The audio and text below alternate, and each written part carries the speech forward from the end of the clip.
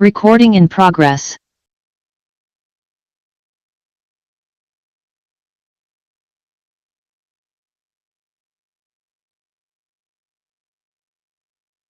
There will now be a moment for silent prayer or meditation.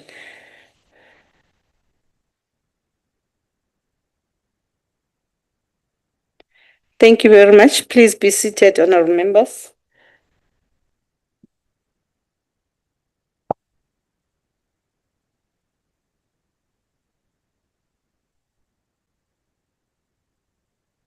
Honorable members, let me take this opportunity and warmly welcome the Minister, Honorable Blade Nzimande, as well as Minister Mackenzie, who has joined on a virtual platform. With us today as special delegates through the visual platforms, we are joined by the province of Eastern Cape, the province of Gauteng, the province of Limpopo, the province of Mpumalanga, the province of Northwest. We also want to take this opportunity and welcome MEC Klapi from Northwest, as well as MEC Mabuza from Mpumalanga, MEC Maseko from Limpopo, and the members of legislatures who have joined into today's sitting. Having said that, honorable members, may I also take this opportunity and remind the delegates of the rules that applies in this sitting, which is Rule 103, and particularly the sub-rule 21, 22, and 23. Accordingly, in terms of the Council Rule 229, Sub-Rule 1, there will be no notices of motions and the motion without notice. We shall now proceed to the business of the day. Before we allow the Minister to respond to the question, I equally would love to remind delegates, both special delegates and permanent delegates, in terms of Rule 229 of the Council Rule, that the time allocated for the Minister to respond to question is 5 minutes, Minister. And there will be a follow-up question subsequent to that that's going to be asked. And the honourable member who's asking that supplementary question will have 2 minutes to do that, and the Minister will have 4 minutes to respond to the supplementary question. Once again, honourable members, the questions must emanate from the initial question that was posed to the Minister. There shall be no new questions that will be asked to the Minister. Please, let's try and keep up to what has been put before the Minister. Having said that, I would like to take this opportunity and invite you, Minister of Science and Technology and Innovation, to respond to question 90, which is asked by Honorable Mukwele. You may take the podium. Thank you.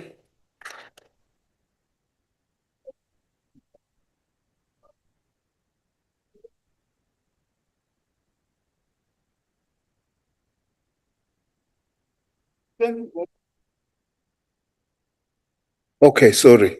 Thank you very much, Honorable Chairperson of the House. And let me also greet all honorable members of the NCOP.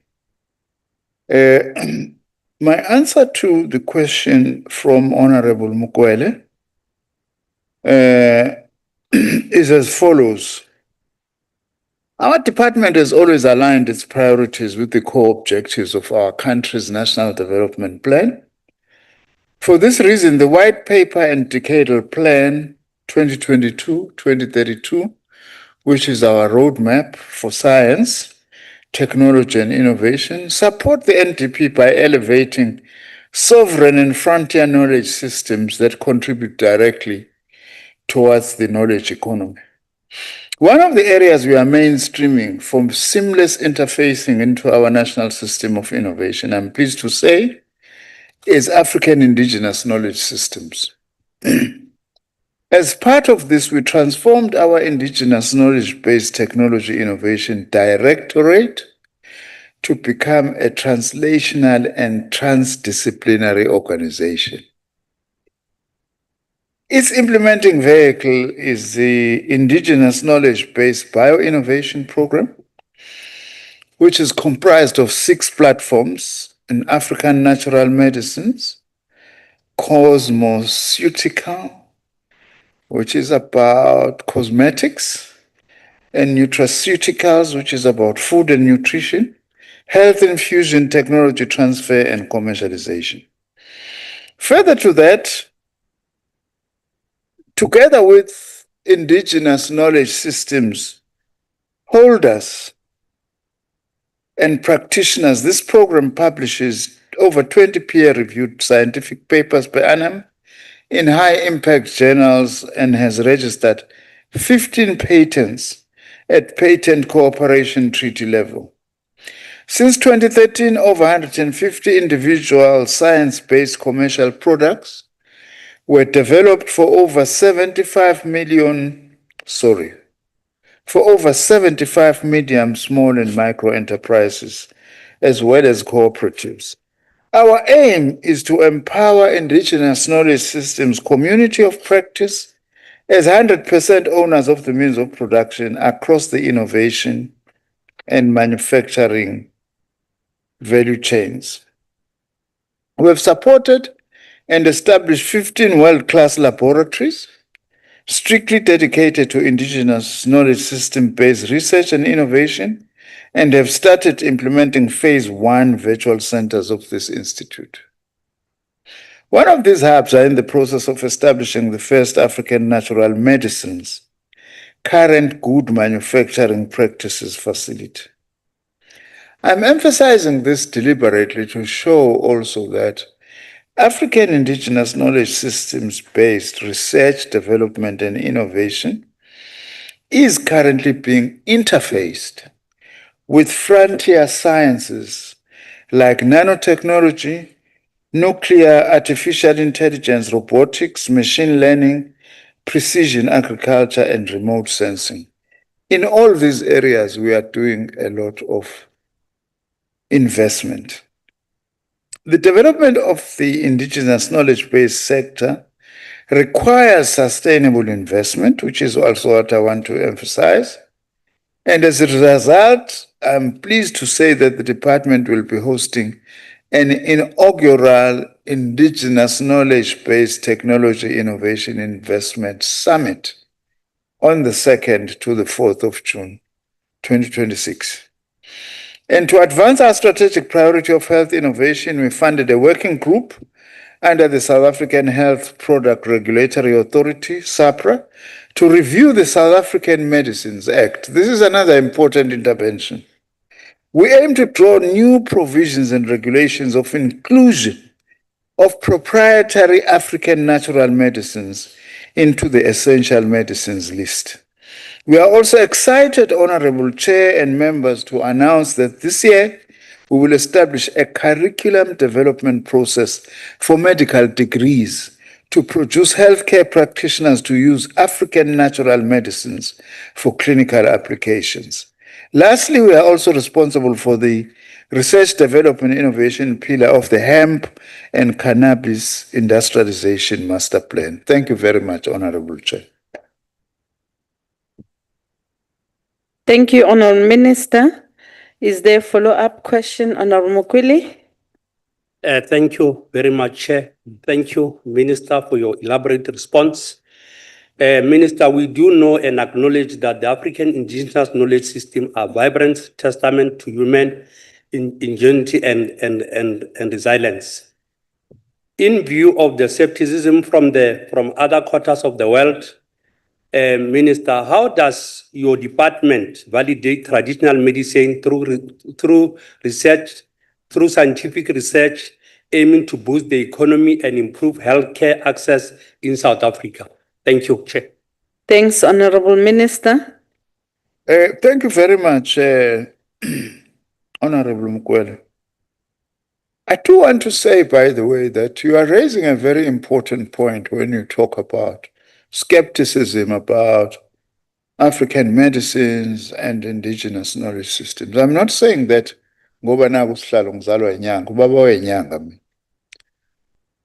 But I'm saying that because we now have a very important agreement with the Chinese. The Chinese have really developed their traditional medicines, tested many of them. Today, they are used as medicines that are very popular around the world. There is medicine that I'm using, for instance, that treats my sinuses. They derive from traditional Chinese medicine. So we believe that we've got a lot to learn out of that. We also use the guidelines, by the way, of the World Health Organization on the evaluation of herbal medicines from across the world. South African scientists participate as expert advisors at the World Health Organization, which, by the way, I must also mention that at the last UNESCO General Conference, which was in Uzbekistan in November last year, our own Indigenous Knowledge System Center, hosted by University of KwaZulu-Natal, was upgraded and recognized by UNESCO to become a Category 2 Center on Indigenous Knowledge System. And we partner with 12 universities. Some universities are outside South Africa, like Canada and other places, just to also show that on this we are doing very important work that is recognized worldwide, even by UNESCO itself. We also use the World Health Organization standards in clinical research, as is required by our regulatory authorities here in South Africa. Research, development, and innovation of African natural medicines is conducted in South African and international laboratories that collaborate in a seamless value chain process, as I have actually said. We have established laboratories, by the way, that focus on agricultural sciences for quality medicinal plants, phytochemistry to determine the uniqueness of our medicinal plants, and so on. Honorable member, you may be aware that South Africa is amongst the top 5 most biodiverse countries in the world in terms of various species that we have, including plant species. Of the plants that we have in the country, we've only studied 5%. We haven't studied 95%. And that's a whole lot of new research that needs to be made because we don't know what may be hidden in those plants. That is why we work also even with credible cosmetic organizations from across the world who are interested also in finding out, working with us, what could our plants be having, apart from their medicinal value and other things. I thank you very much, Honorable Chair. Thanks, Honorable Minister. Honorable Adrianse. Honorable Chairperson, I just need to verify that we're on question 90 and not 91. Before I start. Yes, we are question 90. We are on question 90. Okay, perfect. Thank you. That's where we Then are. I will continue. All right. Thank you. Thank you, Honorable Chairperson. Honorable Minister, South Africans measures economic growth by the unemployment rate. The National Development Plan has a target of 6% unemployment rate by 2030. That's less than 4 years away. Our employment rate currently sits at approximately 31.4%. Does your department define success by money spent, partnerships, partnerships announced and summits held, or by firms' rapid growth jobs created, and technology sold into real markets. Thank you. Thanks, Honorable Adrianse. Honorable Minister. Thanks, Honorable Adrianse. No, the question you're asking is a very valid question, and the observations you make, we agree with them. This government, of course, one of its priorities, major priorities, is to address unemployment, poverty, and inequality. That is how, in the main, we measure our work as the Department of Science, Technology, and Innovation. That we've got the decadal plan, which is our 10-year plan. Amongst the things that the decadal plan wants to do, I won't mention all of them, is modernization of industry. For example, the mining industry. We've got what we call the Mandela Mining Precinct, which is a joint partnership between us and what used to be called the Chamber of Mines. And we are doing some great work there, and there are new innovations. One of the innovations that, for instance, we've come up with is ability to determine tremors underground, sense them once they are still very far from where workers are working, in order to prevent deaths and all that. In fact, I would urge honorable members to engage with the Mandela Mining Precinct so that you can have first-hand experience on what we are doing. We also see ourselves as contributing to new industries. Today, there is no country that would be keen to actually develop its own economy unless it invests in science, technology, and innovation. That is why I would urge this House, the NCOP, Honorable Chair, to support us in terms of raising resources to be able to invest in science and technology. Now, what are some of the new industries that we have started doing work on? The one important new industry is to develop the circular economy. What do we mean by that? As South Africa, just like the rest of the world, we throw many things away that actually we can be able to reuse them or redevelop them into producing other products, new products.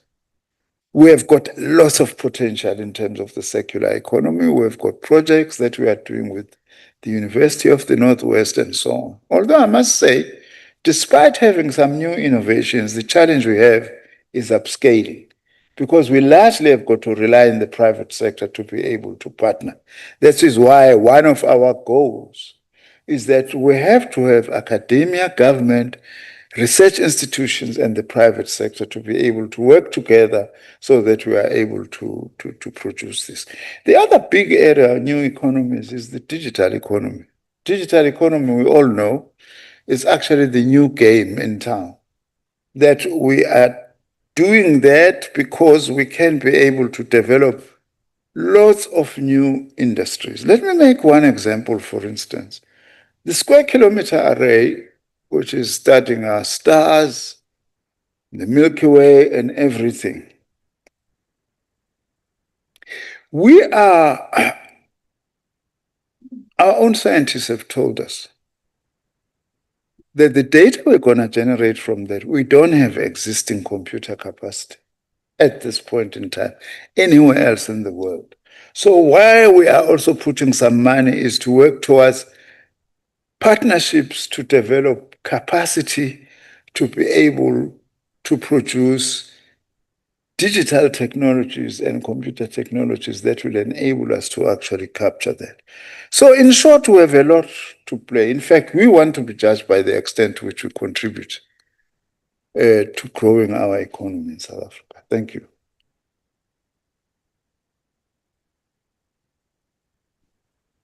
Honorable Siwisa, you may ask the Minister the follow-up question. No, thank you, Chair. Greetings, Minister. Minister, the Hoogland Municipalities ICT Skills Development Center in a small town called Fraserburg in the Northern Cape, Namakwa, which is in partnership with Chemical Industries Education and Training Authority, CHITA, provides youth training in software development and cybersecurity. And what was noted is the need to support to help local SMMEs with financial management and sustainability. Given the NDP's focus on the role of SMEs as primary employment creators, what plans have you put in place to integrate entrepreneurial financial management training into existing ICT so as to support small businesses' sustainability, specifically in the Namakwa district? Thank you very much. Thanks, Honourable Siwisa. Honourable Minister. Thank you very much, Honorable Siwisa. I must say I'm aware of that program in the Northern Cape because I was part of its introduction in my previous role as Minister of Higher Education and Training, working with Chieta, and they are actually doing a lot of good work. We are doing a lot of work together with Minister Ndabeni, for instance, in giving skills and supporting small business with science and technology.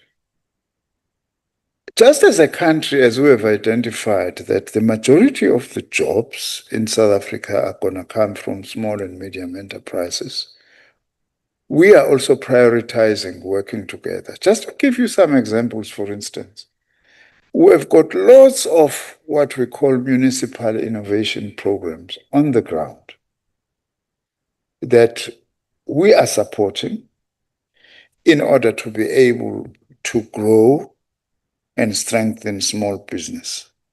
There's also lots of innovation that is happening at that level. As I say, the challenge we have is to upscale some of those. For instance, somewhere in Limpopo, I forget the local area now, we've got new innovation on how to use waterless toilets, given the fact that we've got a challenge of water in our country. It's like in the aeroplane, in the aeroplane, you don't really use water. It's more air than water. We have got such innovation now that has actually come up. But the challenge we have is to upscale that and get private sector investment so that we can grow that. It can actually take us a long way in order to be able to address this. We are also prioritizing working with small and medium enterprises in places like Ekurhuleni, for instance, in an urban area now. Ekurhuleni, by the way, is full of small and medium enterprises. There isn't much of big industry there. The real bigger portion of it is small and medium, which is why we welcome the fact that the president now is saying that money must be released to build a university of science and innovation in Ekurhuleni so that we can be able to work together with those industries so that the students who are studying there are also at the same time having to do practical work in workplaces and also to create more laboratories in that university that would actually work together with some of those SMEs in order to create new innovation and even create new industries, by the way. That's the other advantage of small and medium enterprises is that you can grow them to actually build new industries. Thank you very much, Honorable Chair.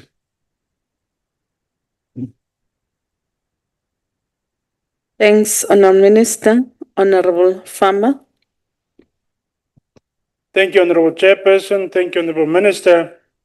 Honourable Minister, can I take you back to your answer on the original question about Indigenous knowledge systems and ask you what is the department doing to address the strong need to protect Indigenous knowledge systems from exploitation and respect the intellectual property rights of Indigenous communities? Thank you. Thank you very much. That's a very important question. I need to say also that we've got an organization which we call in short NIPMO. It's National Intellectual Property Management Organization, which is one of the entities of my department. And its mandate is very clear, is how do we ensure that not only do we protect intellectual property that emanates from South Africa, but we are also able to do things in such a way that we are able to identify our own innovations so that we can actually procure and acquire them as our own intellectual property. Because you are right, one of the biggest challenges that we face is that a lot of discoveries that are made in the African continent, including South Africa, ends up being patented in other countries, even our own indigenous. You may remember a few years ago, there was a company in the United States which wanted to patent rooibos as its own property in the United States. We had to wage a very huge fight about that in order to say, no, but rooibos is South African tea. It's nowhere else. It's South African. We export it, but it is produced here. Even someone in the US, by the way, was wanting to patent Bafana Bafana as a name that comes from the United States. It doesn't come from the United States. It's the name that we gave to our national men's football team here in South Africa.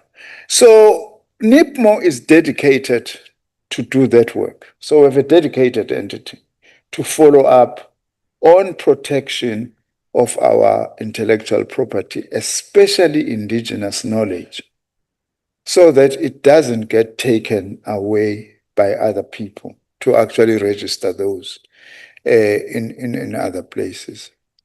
You might want through your committees to get NIPMO to come and report so that they can be able to tell you exactly what they are doing here as the NCOP, so that you understand firsthand, because they are actually doing great work. I don't have those figures now because I hadn't anticipated that perhaps you could ask that, but a lot of patents have been registered under the auspices of NIPMO that come from South African inventions, including in indigenous knowledge systems. I also do need to say that one of the tasks I've given all our entities, because NIPMO is trying to help that we have our intellectual property, but we need to make sure that the research done at the CSIR is not stolen into private property. You know, you have inventions, then people steal it, they go and start a private company, but that was actually stolen from publicly funded research. So one of the goals of our department is to make sure that we do benefit from publicly funded research as government and as a department. In fact, one of the ways that one would judge the success of our department is the extent to which we are able to secure our own patents and be able to get resources that can be brought back to fund further research and development. Thank you very much, Honorable Chair. Thank you very much, Honorable Minister. We're now proceeding to question 72, which is asked by Honorable Adrianse in relation to the misuse of artificial intelligence. Over to you, Minister. Thank you very much, Honorable Adrianse, about this question. It's an extremely important question, mainly because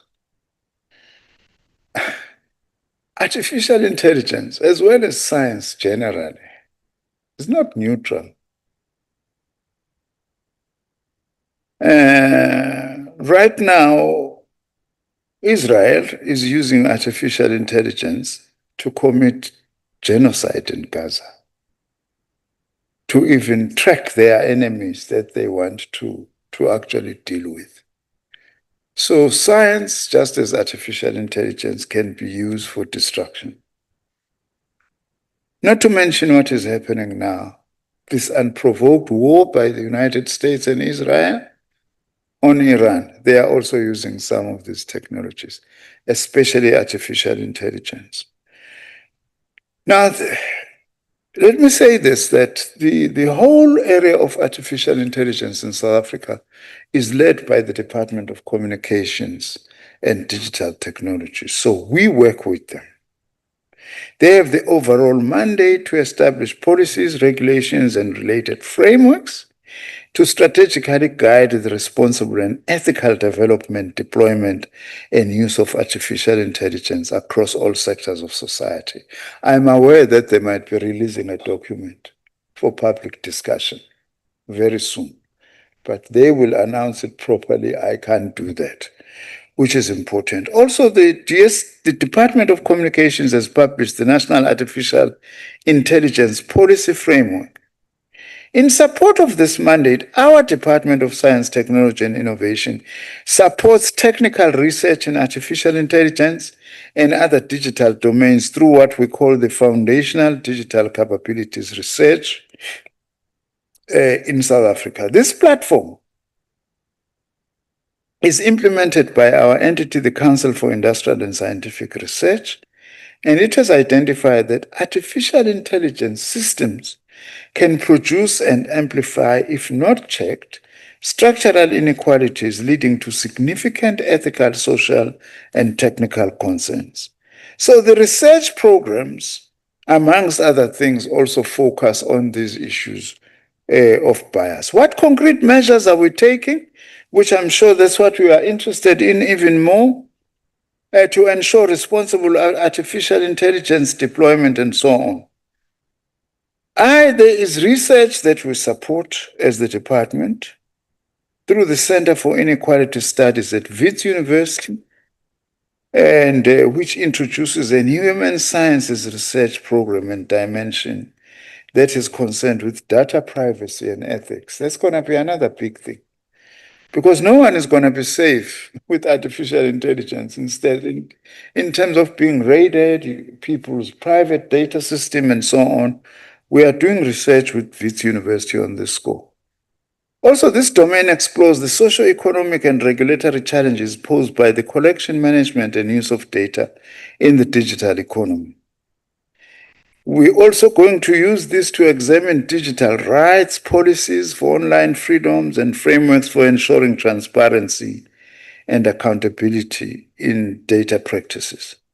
That notwithstanding, we must also think of evidence-based approaches that we as a country can use to harness AI and related emerging technologies such as robotics to address some of our country's most urgent challenges.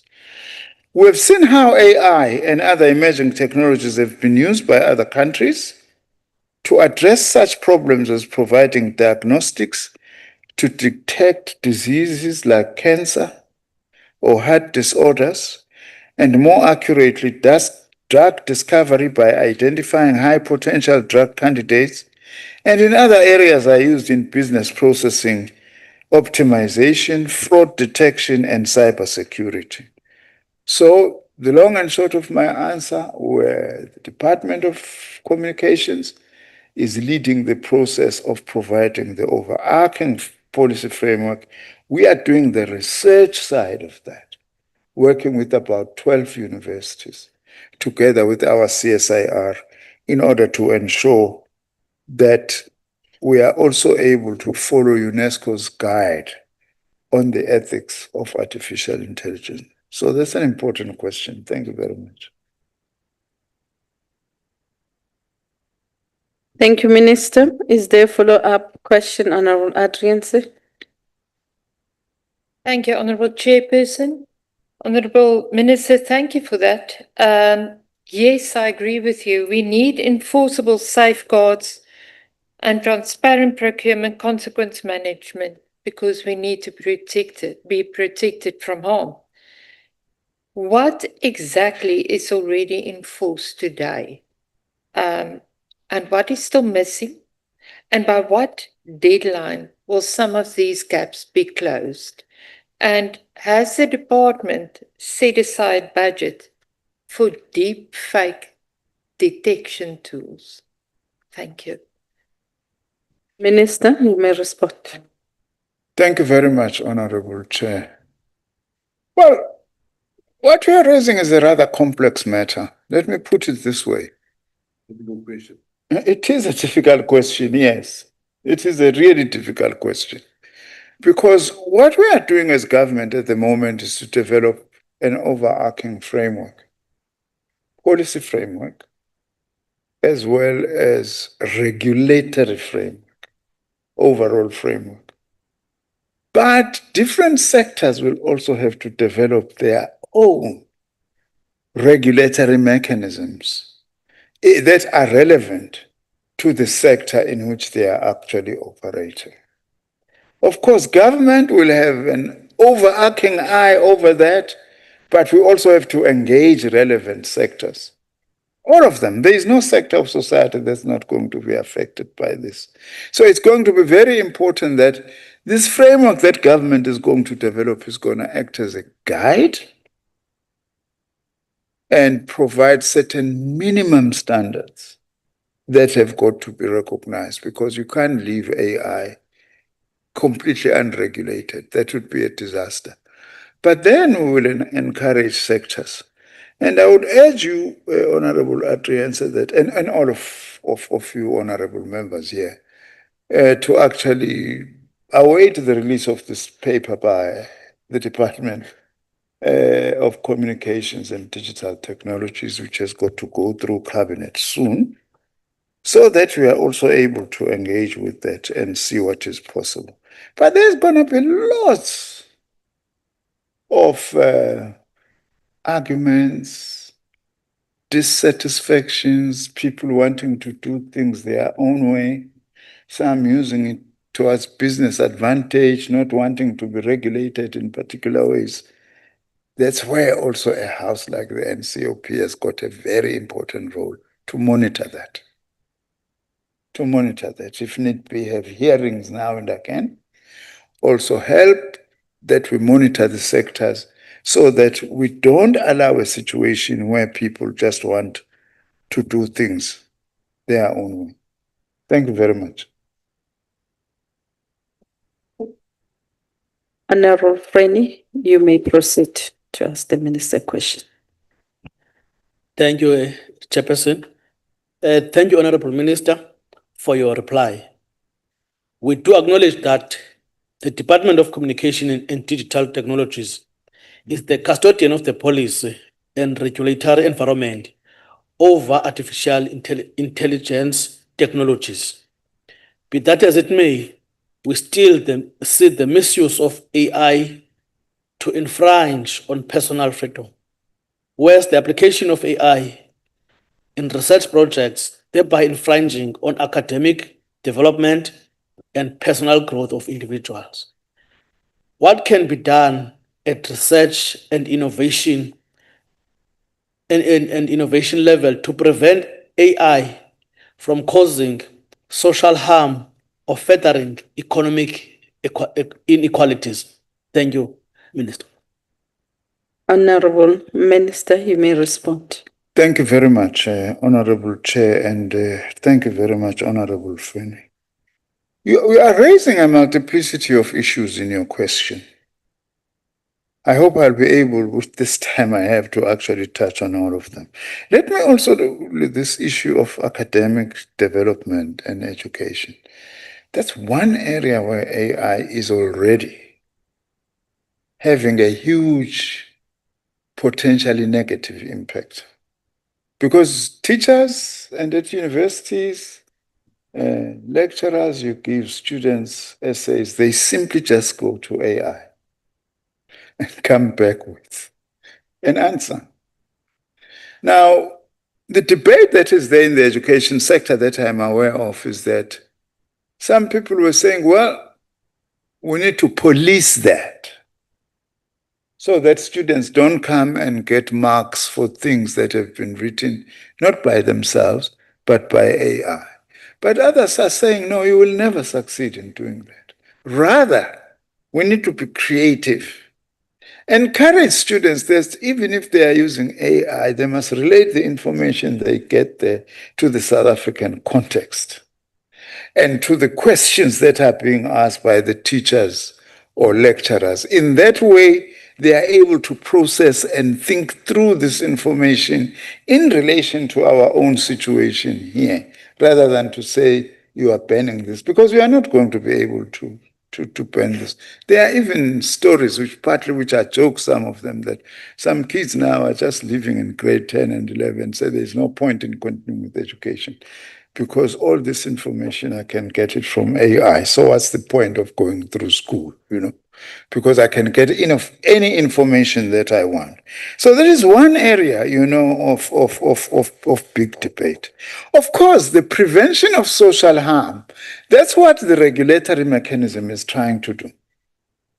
For instance, we have research programs on data privacy and ethics, as I have said, that seek to address the following, amongst other things: data system, socioeconomics issues connected to collection and management and manipulation of data, control of personal information. We are doing research on that. How do we try and control and also prevent the abuse of personal information? Ethics, as we say, what is permissible, what is not permissible. Much as that is going to be a subject of struggle and subject of debate, but it's important. I'm sure there's going to be a new, huge human rights issue also that arises out of this, which is digital rights and online freedoms. So as we try to regulate, there are also going to be these issues that don't regulate in such a manner that we interfere with our digital rights and online freedom. Of course, as I have said, the governance and overall regulatory framework is something that is actually going to be important. Maybe our legislature, which of course include both the NA and the NCOP, they've got very important things that maybe should use their platforms to open up these debates. For amongst yourselves as members of parliament, as well as also experts, that should be coming also to engage you so that you are better informed and seek to define your own role in this whole area of uses and abuses of artificial intelligence. Thank you very much. Thank you, Honorable Minister. The next follow-up question is from Honorable Montwedi. Thank you very much, Chair. Minister, in your response, two things that I've noted: that your department is working with the Department of Communications and Technology to release a policy and the regulatory framework on AI, and two, acknowledging the biasness and the danger of AI and how it has been abused by the Israeli and the US to commit ethnic cleansing in the Palestinian people. Now, as part of being proactive, Minister, what specific mechanism has your department contributed to the policy to be released by the Department of Communications to monitor, detect, and intervene in cases of artificial intelligence misuse across government, state-owned entities, and the private sector? And how many such incidents have been recorded, investigated, or escalated since the 3rd of December 2025? I mean, since the public warning on the 3rd of December 2025. Thank you very much, Minister. Thank you, Chair. Thank you very much, Honorable Montwedi. Honorable Minister. Thank you very much, Honorable Chair. Maybe let me just go back to one of the things that I've already said. That it's precisely because of these considerations that we've started for now a number of years doing research on artificial intelligence, different aspects of it, whether it's policy issues, whether it's the dangers, and what actually needs to be done.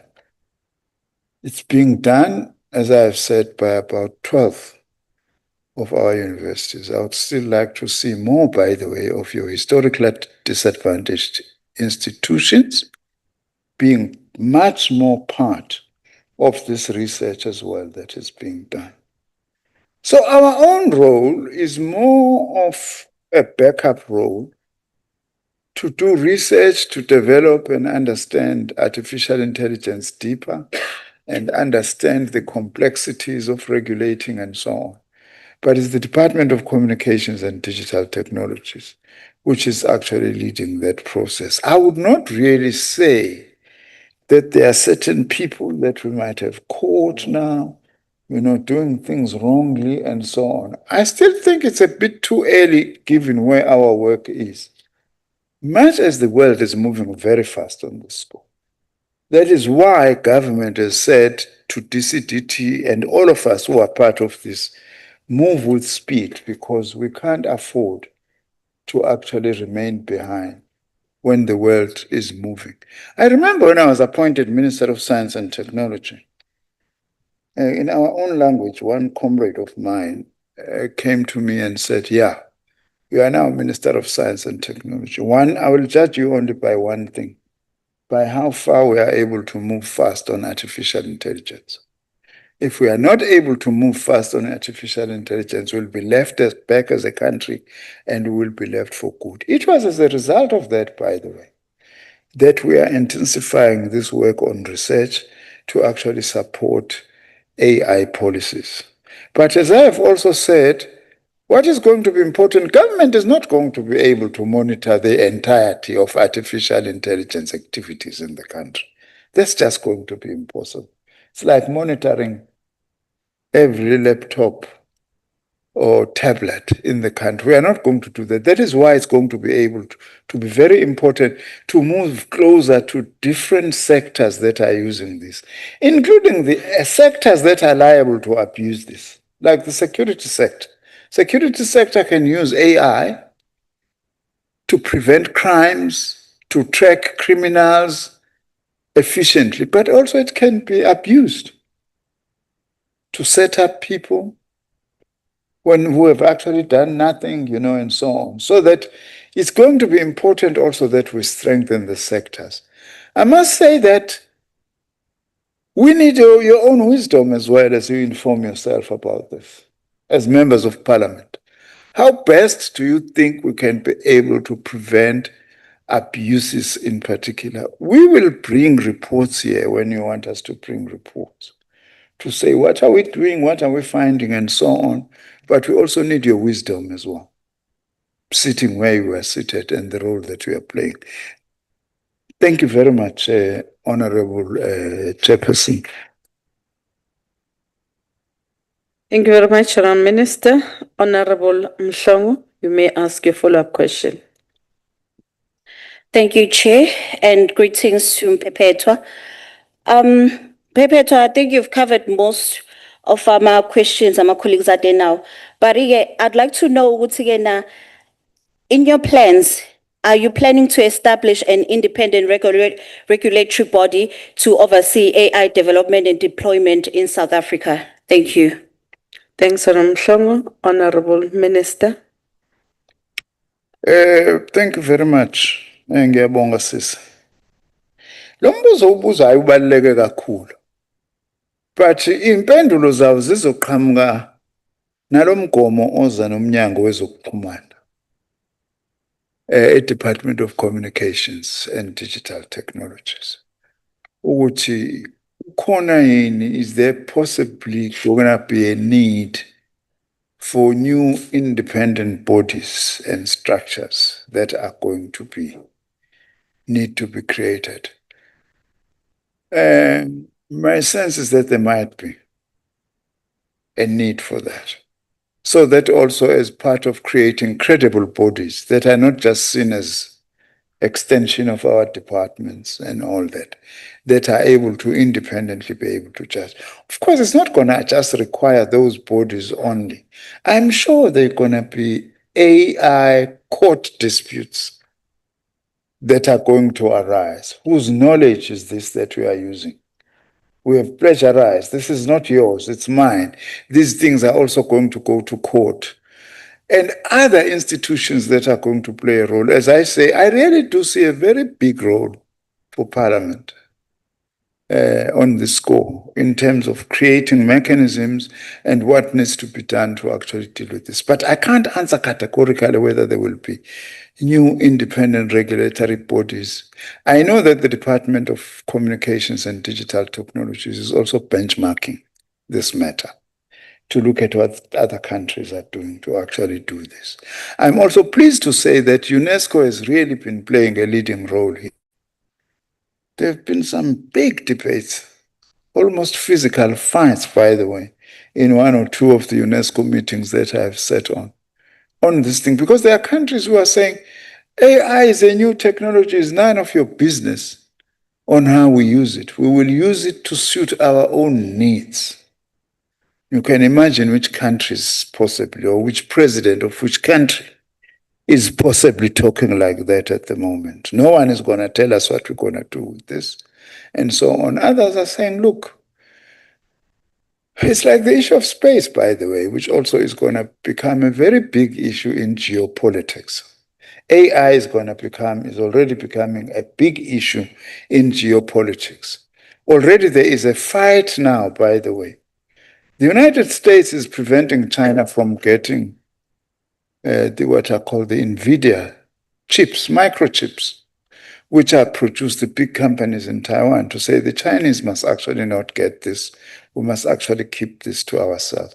So it's going to be a complicated task, but I guess we will need some independent bodies, but I don't want to be ahead of myself in terms of what might come up. All what I'm saying is that please, as soon as this document from DCDT comes out, engage with it immediately so that you are able to familiarize yourself with what are the issues coming from government, but also then so that you yourselves, you are able to empower yourself.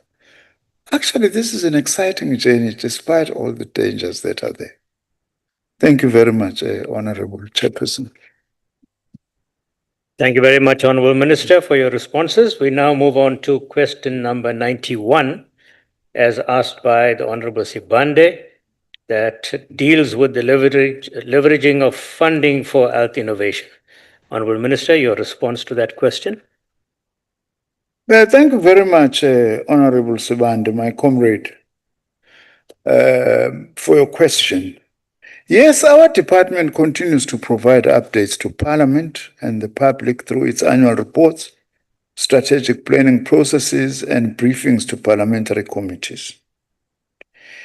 I am still prepared to come back to this House whenever you want me to actually talk about these matters, and to committees for that matter. We also provide support across the research and innovation value chain through programs implemented through our entities such as the Technology Innovation Agency.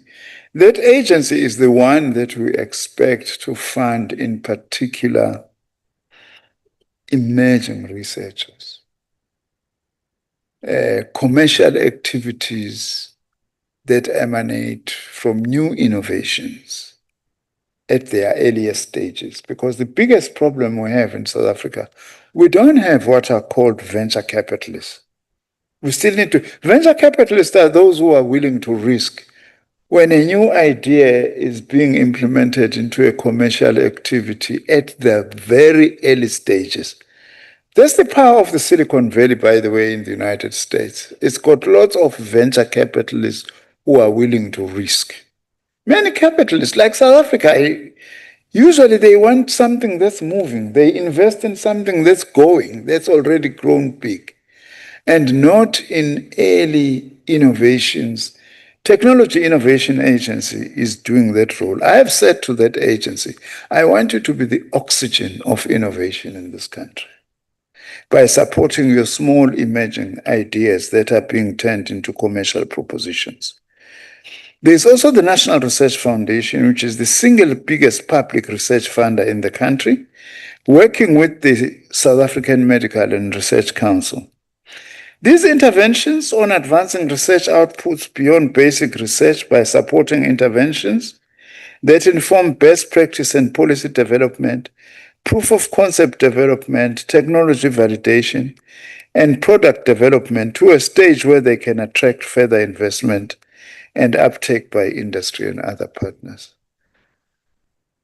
We're doing some work together, for instance, with the Public Investment Corporation, which is your pension monies and public service workers where they're invested, to actually say, can we reach an understanding of what percentage of your money we may actually want to put into innovation, including health innovation? Because we've also got to look at the resources that we have as to how best we can use them. For examples, for instance, in this regard include investment in health research and development through the Strategic Health Innovation Partnerships Program,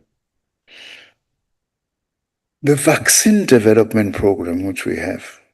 And I'm pleased to say one of the achievements of that vaccine research initiative that we now have come up with a new product as South Africa, which is oral cholera vaccine.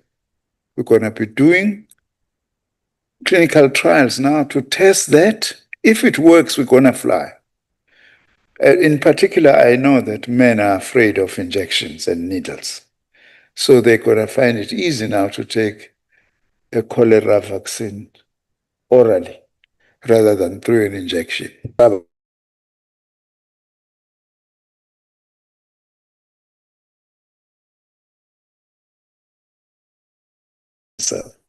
Lastly, our department further leverages partnerships with international organizations and development finance institutions to mobilize additional funding for late-stage development and scale-up. For instance, the other partnership we have with some German companies and so on, and the World Health Organization, is on what we call mRNA technologies that are very fundamental in developing vaccines. By the way, for the first time in South Africa now, we've developed a coronavirus-related vaccine, which is a local vaccine. And we are looking at developing more vaccines locally, so that, as the AU says, that by 2060, we should be, not 2060, 2040, 60% of vaccines needed in the African continent must be produced in the African continent. And thanks for the question. Thanks.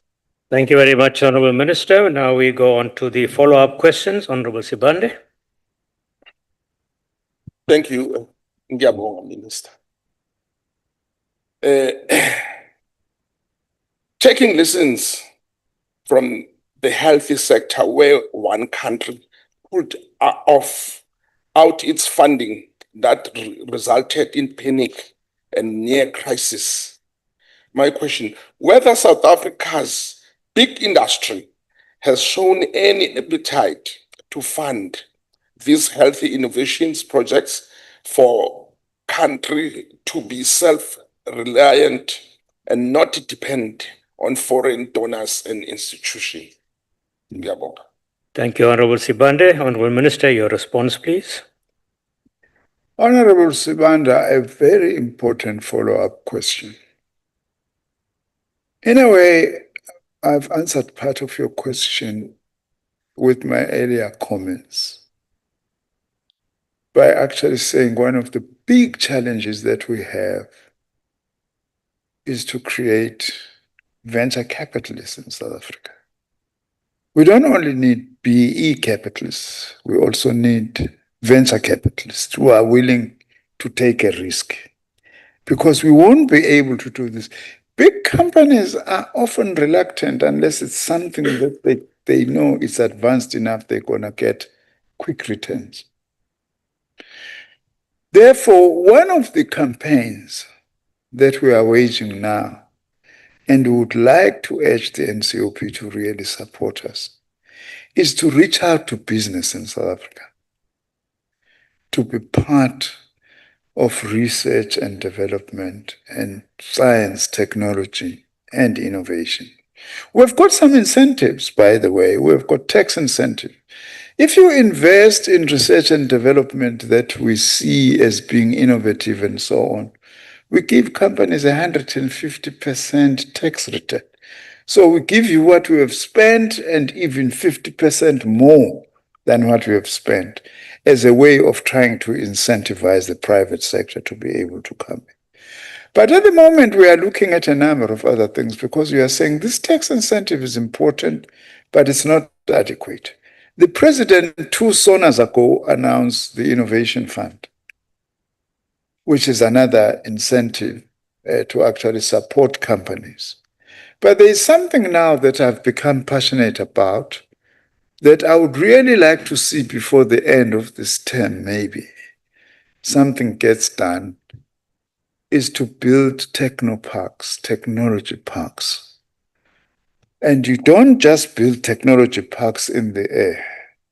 You go to Kucha, you go to Dubai Trade Port, where there is already a lot of companies that are there, and embed research and development there. You will find those companies, they need research and development on that score to be able to develop new ideas and to actually grow their own companies. So technoparks is one of the things we've identified. We've also looked in a number of countries.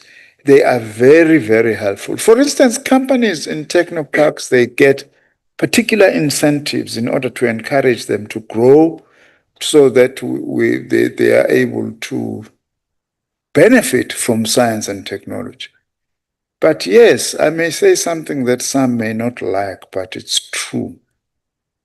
Historically, South African business has been dependent on cheap labor. That's why they are not investing as much as we would like them on skills, and also they are not investing as much as we would like them to invest on science and technology. We have a capitalist system, if I can use that word, in our country that's still highly racialized and highly gendered. And this also manifests itself in terms of support and interest or lack thereof in science and technology in order to be able to take things forward. So this is a collective struggle that we actually need to wage together with yourselves. We are not saying you mustn't call us to account what we are doing as the executive, but at the same time, we have to be partners. So we've got both of us to call us to account, but be partners at the same time. Let's do both those things. Thank you very much, Honorable Chair. Thank you, Honorable Minister. The next follow-up question is from the Honorable Du Plessis. Thank you, Honourable Deputy Chair. Honourable Minister, e-health can revolutionise healthcare. A rudimentary example is electronic, easy-to-use patient history that private healthcare insurers offer to GPs. Why has a system like this not been created for implementation within the public healthcare system of South Africa? Sorry, I missed the first part of your question. What is it that you're saying have been built? Honourable Minister, we have systems that give patient histories to GPs. Yes. A lot of private insurers, health insurers, offer that as part of their system. Why has a similar system not been created for public healthcare in South Africa?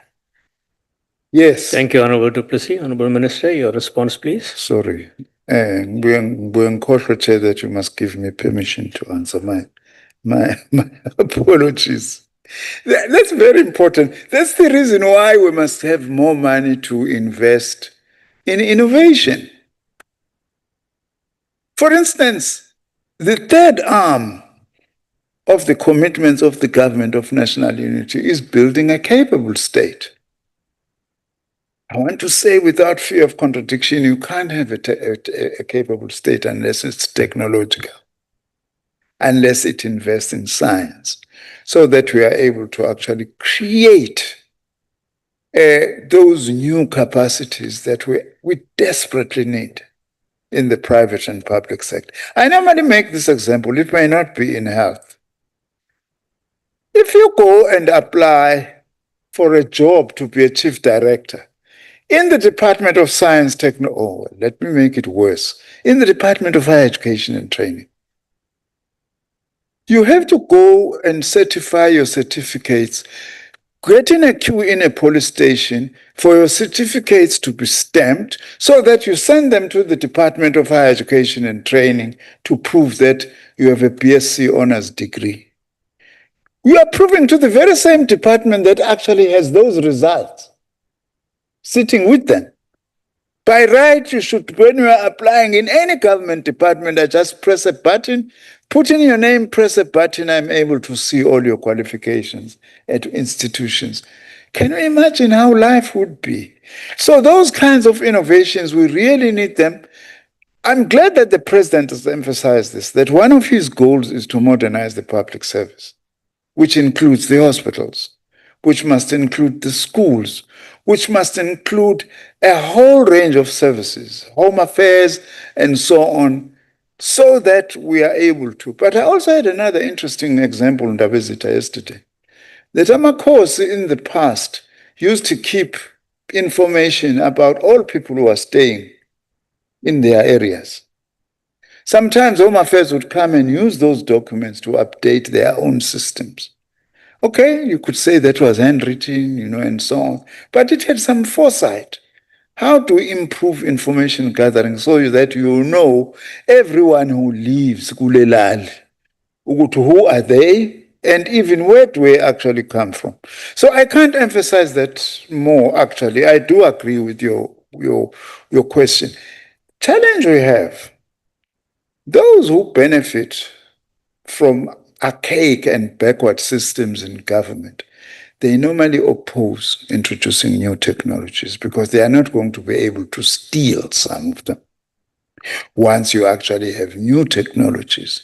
So it's very important, this thing of modernizing and digitalization of the state, a campaign, a huge campaign, so that we are able to do these kinds of things that we are talking about.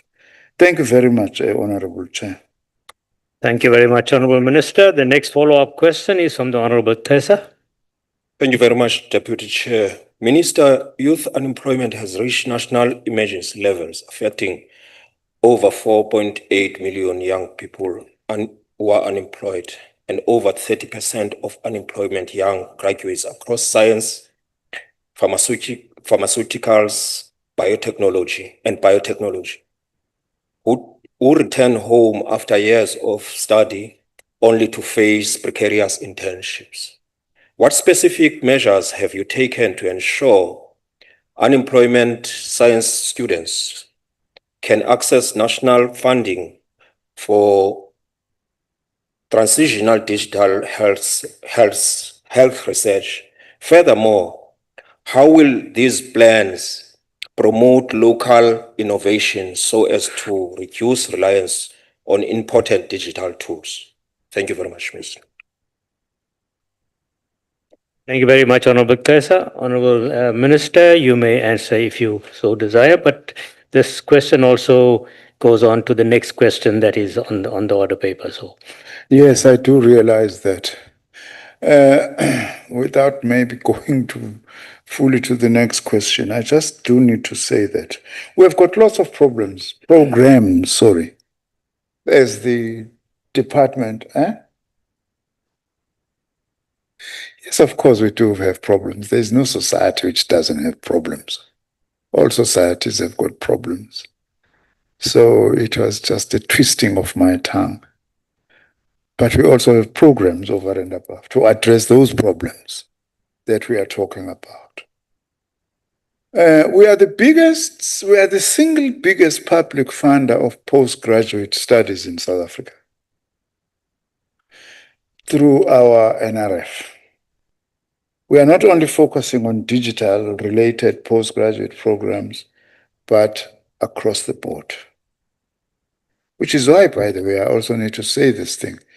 I'm really worried, Honorable Chair, and I've spoken to Minister Manamela that we need to stand up for this thing, on increasing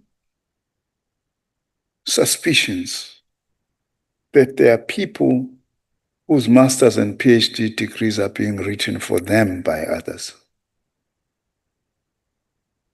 I don't know how serious the problem is, but it's been raised many times with me. that I'm beginning to be worried that we actually will need to investigate this and even call for whistleblowers. Because I'm told there are people who say, I live by writing masters and PhDs for people. What's the point of having a master's or a PhD if you can't write it? Okay, so we've got postgraduate studies, programs, but also we've got a huge internship program that we've started specifically geared to science students, including those who are doing digital studies. If I'm not mistaken, last year we had just over 2,500 interns. We are still raising more money for internships that we actually want to do. We also have what is called the Presidential PhD Program, which is sending some of our brightest PhDs to different research centers and universities in the world, especially in areas where we are weak as a country, so that they acquire that knowledge and actually come back with. But the main thing is to say we are part of this campaign by government, led by the president, by the way, the YES program of the Youth Employment Service, called the YES program by the president, that one of the critical areas through which we'll address unemployment is by giving our youth work experience and work exposure. It's been proven, by the way, that 70% of all internships, they end up getting employed. So if we can increase that, which is what we are also doing, that's going to take us a long way towards addressing unemployment, including unemployment in the areas of science, technology, and so on, like the unemployed medical graduates. But we also need to be creative. Shouldn't we also be engaging these young doctors to phone co-ops? And we ask our banks to give them money to go and start surgeries in rural areas so that they are actually able to work and so on. So those are creative things that we actually need to be doing. Thank you very much for your question. Thank you very much, Honorable Minister. The next follow-up question is from the Honorable Mokwele. Thanks very much, Deputy Chair. Honorable Minister, one of the key challenges in funding health innovation in South Africa is poor collaboration between academia and the private sector, which creates a mismatch between academic research outputs and market-ready products, limit access to risk capital, and foster mistrust. This fragmentation also impedes translating health research and innovation into commercially viable solutions, often leading to the failure of innovative health projects due to inadequate funding and scarceability. My question to you, Minister, is whether your department has found ways to collaborate with the higher education sector, the academic sector, and private sector to build incentive structure that will bridge the funding gap and encourage private sector investment in health innovation to reduce the country's long-term disease burden through early detection, such as mobile health apps and innovation like telehealth and visual Medicare to deliver high-quality health care. If so, Minister, what are the details? I thank you. Thank you, Honorable Mokwele. Honorable Minister, your response, please. Yeah, thank you very much, Honorable Mokwele, for your follow-up question. I want to start by saying that one of our thriving innovation programs is health innovation in South Africa. I've spoken to you about vaccine development, for instance. We have also got a wonderful facility at Steve Biko Hospital as part of the program of the University of Pretoria called the Nuclear Medicine Research Initiative, NUMERI. I would really encourage members to actually visit that at Steve Biko.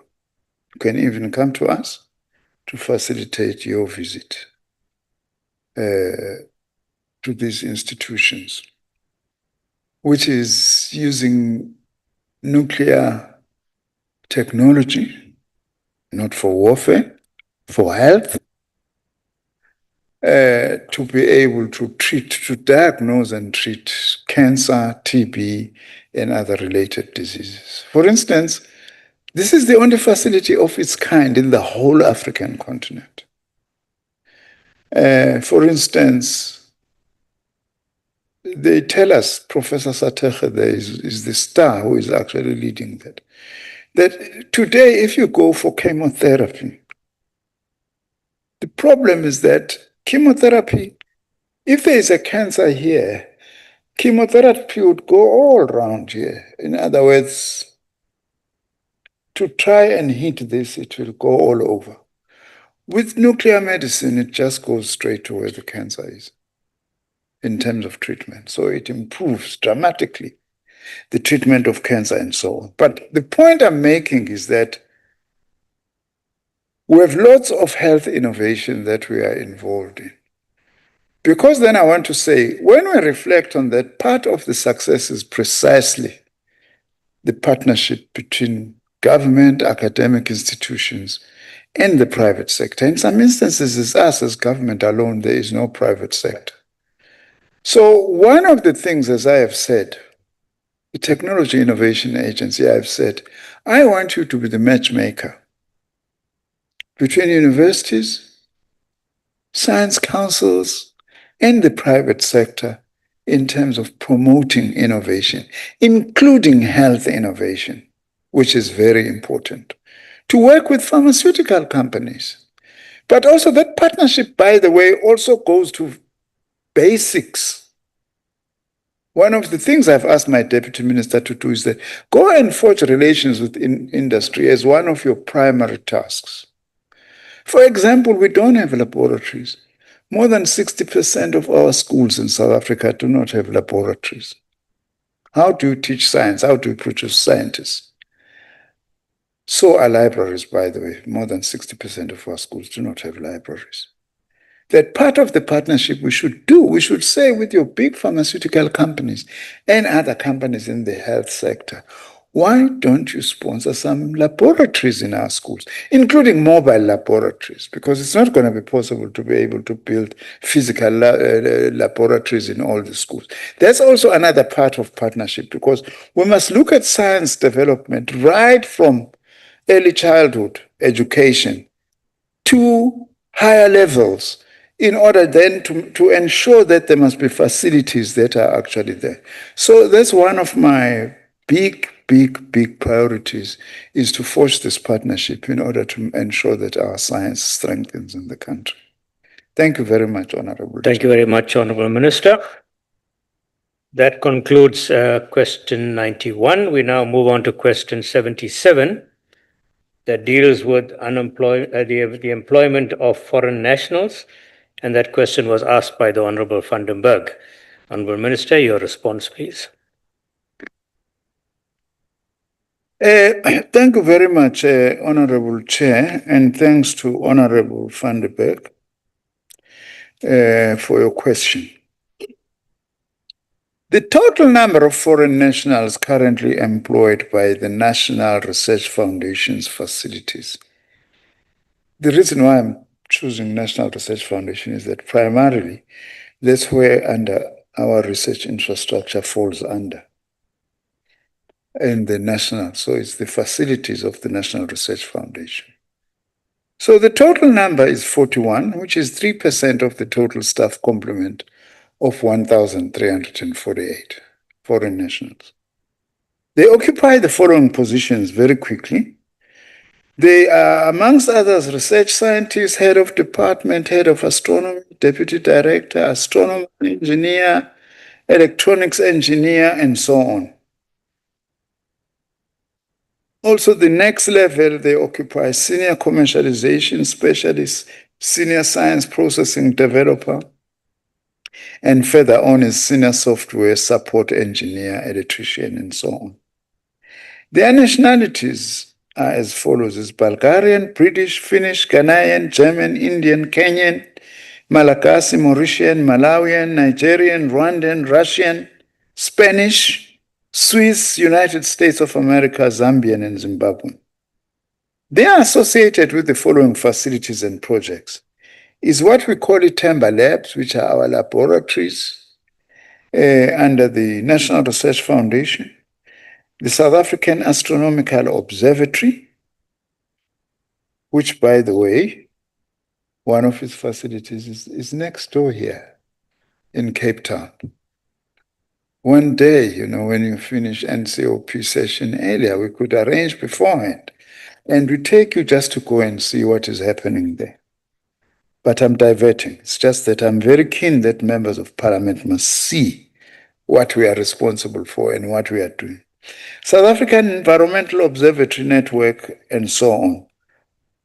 But all these are appointed under the ones I've just read under the Square Kilometre Array Project. What you must also remember, though, is that the Square Kilometre Array Project, much as it is located in South Africa, is an international project.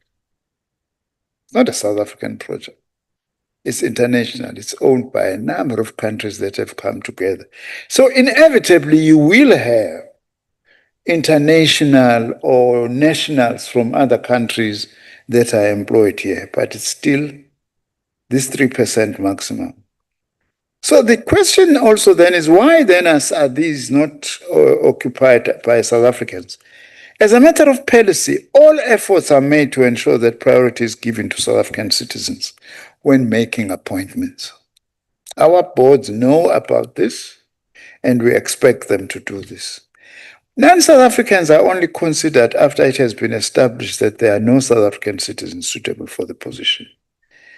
Usually also, foreign nationals are strictly employed on a fixed-term contract, no longer than the duration of the work permit obtained, and also they are given the task of training locals to be able to occupy those positions. Now, often, our national facilities often struggle when recruiting for highly specialized roles, including also affordability in terms of salary packages becomes another factor, given the fact that the NRF is a public entity. What are the challenges that lead to the employment of foreign nationals in our national facilities? In addition, from what I have already said, it is worth emphasizing that across the NRF and its national facilities, all these are done within our employment equity plans. This is non-negotiable. If you are aware of any of our entities that crosses this line, you should actually make us aware of that. We also make it a requirement, as I have said, that foreign nationals mentor locals to take over from the work that they are doing. And of course, some of the research work that is done by the NRF is highly specialized. Sometimes it requires us to employ people from abroad. That's why we have the presidential PhD program, so that we train our own PhDs in those areas where we do not have skills as yet. And of course, the other thing that we guard, as I have said, through our National Intellectual Property Management Office, is that our knowledge and our intellectual property is not stolen. Thank you very much, Honorable. Thank you very much, Honorable Minister. Honorable van den Berg, do you have a follow-up question? Yes, thank you, Chair. Minister, your department also takes care of many other institutions where you see many non-South Africans. Most of the institutions under the management of your department were developed in the previous century by South Africans. We have a shortage of scientists. Where are they now, and how did we lose them? And would it not have been wise to make use of this institutional knowledge to train young gifted South Africans skilled in maths and science? My problem is, does the utilization of all these foreign specialists not expose the national security and intellectual property of the country, specifically in regard to sensitive local nuclear and weapons testing installations? You only refer to the research institutions, but you also have many other institutions. If you can just enlighten us onto that. Thank you. Thank you, Honorable van den Berg. Honorable Minister, were you able to catch the question? Yes, thank you very much. I was battling to catch the question. I hope that I've got the essence of it. Thank you, Honorable Van der Berg. I think that if I hear you correctly, we are raising points that are also of concern to us. We have lost lots of skilled scientists that we have had in the past. I will make something that may be regarded as controversial, Honorable Chair, and then divert everything into a new headline when we are talking about very constructive things here. We were the first one to produce an internationally acclaimed electric car, the Jules. We didn't have R1 billion then, I don't know, 10, 12 years or so ago, and we couldn't launch it. And when I became minister, I said, those scientists who developed the Jules, where did they go to? They told me most of them went to the United States. Do you think it's by accident that Tesla emerges from the United States? I wonder, I'm just thinking aloud, you know? Some of them who were in the modular bed facility that we had, they also went to the United States. There are certain inventions that are coming from that part of the world. One can't help but be suspicious that these are things that were being done by our scientists. So the point, if I understand you, that we are raising is that we need to try by all means to keep South Africans in South Africa. That is one of the things with the presidential program. For instance, the condition would be that if we've sent you out for 3 years or 4 years, you come back, you commit, you sign that you're going to come back and at least work for those number of years in South Africa. Also, you are right. The other danger is not just losing researchers and all that. Sensitive information. There are people who stole our IP from Denel. They were called the Guptas. They stole those things. I'm sure they are trading with them somewhere else in the world. So also to keep your own people and train your own people here, you know, I mean, the story has been out all over, you know. Before he was in Georgia. The African National Congress, of course, we were. Now, losing technology and other sensitive things, Honorable Van der Berg, I agree with you. There's also another thing that we must guard against, including sensitive information. I'm worried about the information stolen from Denel. We have got our own unique helicopter, fighter helicopter. What is it called? The Roy Falk. Sometimes I worry whether that technology is still just exclusively with us or it has actually gone somewhere else. NIPMO, that's one of its immediate tasks, and as the department to close those leakages is something that is very important. Thank you very much. Thank you very much, Honourable Minister. The next follow-up question is from the Honourable Masumpa. Thank you, Chairperson, Deputy Chairperson. Thank you, Minister, for your response. I am so comforted by your assurance that foreign citizens are considered after it has been established that there are no South African citizens suitable for the position, and following a determination that the role falls within the critical or scarce skills category. As mentioned earlier by my colleague in an earlier question, South Africa exists in a globalized world and therefore cannot close up. South Africa cannot work in isolation, and we cannot isolate ourselves. Are there any measures and mechanisms built in the contracts of those who come to work to ensure skills transfer for the locals and the rest of Africa? Are there any mechanisms? Thank you. Yes. Thank you. Thank you, Honourable Member. Honourable Minister, your response, please. Hey, my apologies. Besengajwayele ukuzikhulumela nje naye my apologies, Chair. That I should wait for you to give me the opportunity. I think I've addressed that to a large extent. That it's part of what we've told our boards, our entities, of course, ourselves as a department, that there are conditions when they should that go with employing a foreign national. As we say, it must be a critically scarce skill that we do not have, and we keep them for as long as the work permit, which is not permanently or perpetually, and that also there must be training of South Africans who are able to actually take over from that. Most countries do that. Sometimes I get surprised why people accuse us of being xenophobic when we do things that are done by all countries. All countries do that. And we actually have to do that. Of course, as I say, in the sphere of science, sometimes it is healthy to have people who come from outside your country to be part of your team. Because in that way, you are able to learn from each other, you are able to share knowledge and so on. But that mustn't violate these principles that we've placed here, that it must follow certain procedures and that there must be agreements on what actually needs to be done.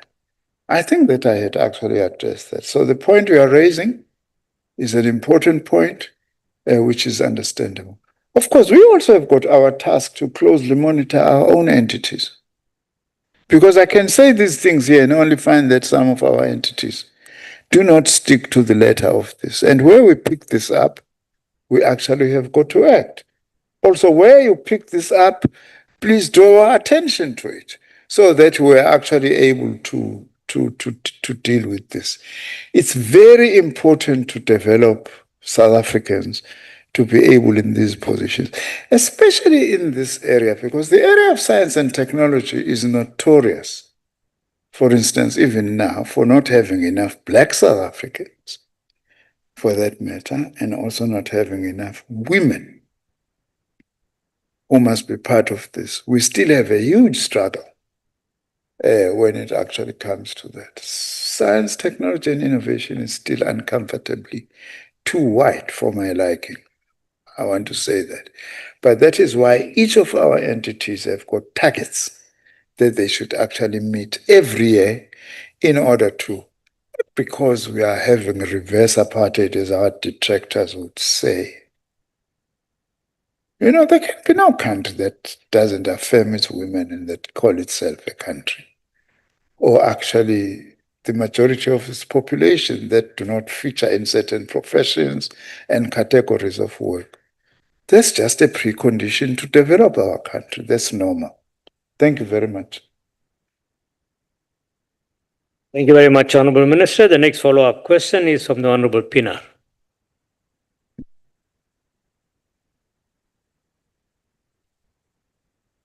Thank you, Deputy Chair. I must say I wasn't expecting that xenophobic question from Freedom from Plus, who I thought believed in equal opportunity for all. But nevertheless, Minister, goeiemiddag.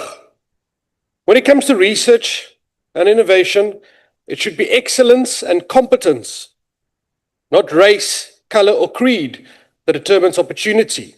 If South Africa is serious about attracting and retaining the best and the brightest minds, particularly from across Africa and the global research community, we must ensure that our policies promote merit, competitiveness, and innovation. What is your department doing to retain top research talent in South Africa and ensure that our policy environment supports merit, attracts global expertise, and strengthens our competitiveness in the international research space? Thank you, Minister. Deputy Chair. Thank you very much, Honourable Pinar. Honourable Minister, your response to that, please. Is it Peter? Pinar. Honorable Pinar, sorry. I didn't hear correctly.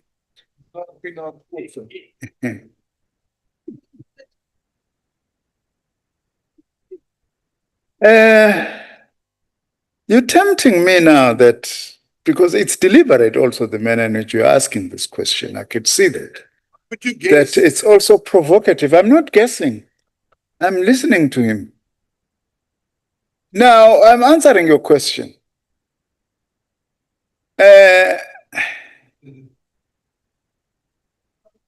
In affirming Black and women South Africans, we are advancing competence. Who says Black people are not competent on anything? It was apartheid which said, if you are a Black person, I remember my economics professor at University of Zululand in 1976. I was a first-year student. We 150 in a class. He said, too many of you in an economics class. Black people don't know economics. You know, you go shouting here, Black power, I want to tell you one thing. In our face, Black power is only good behind a spade.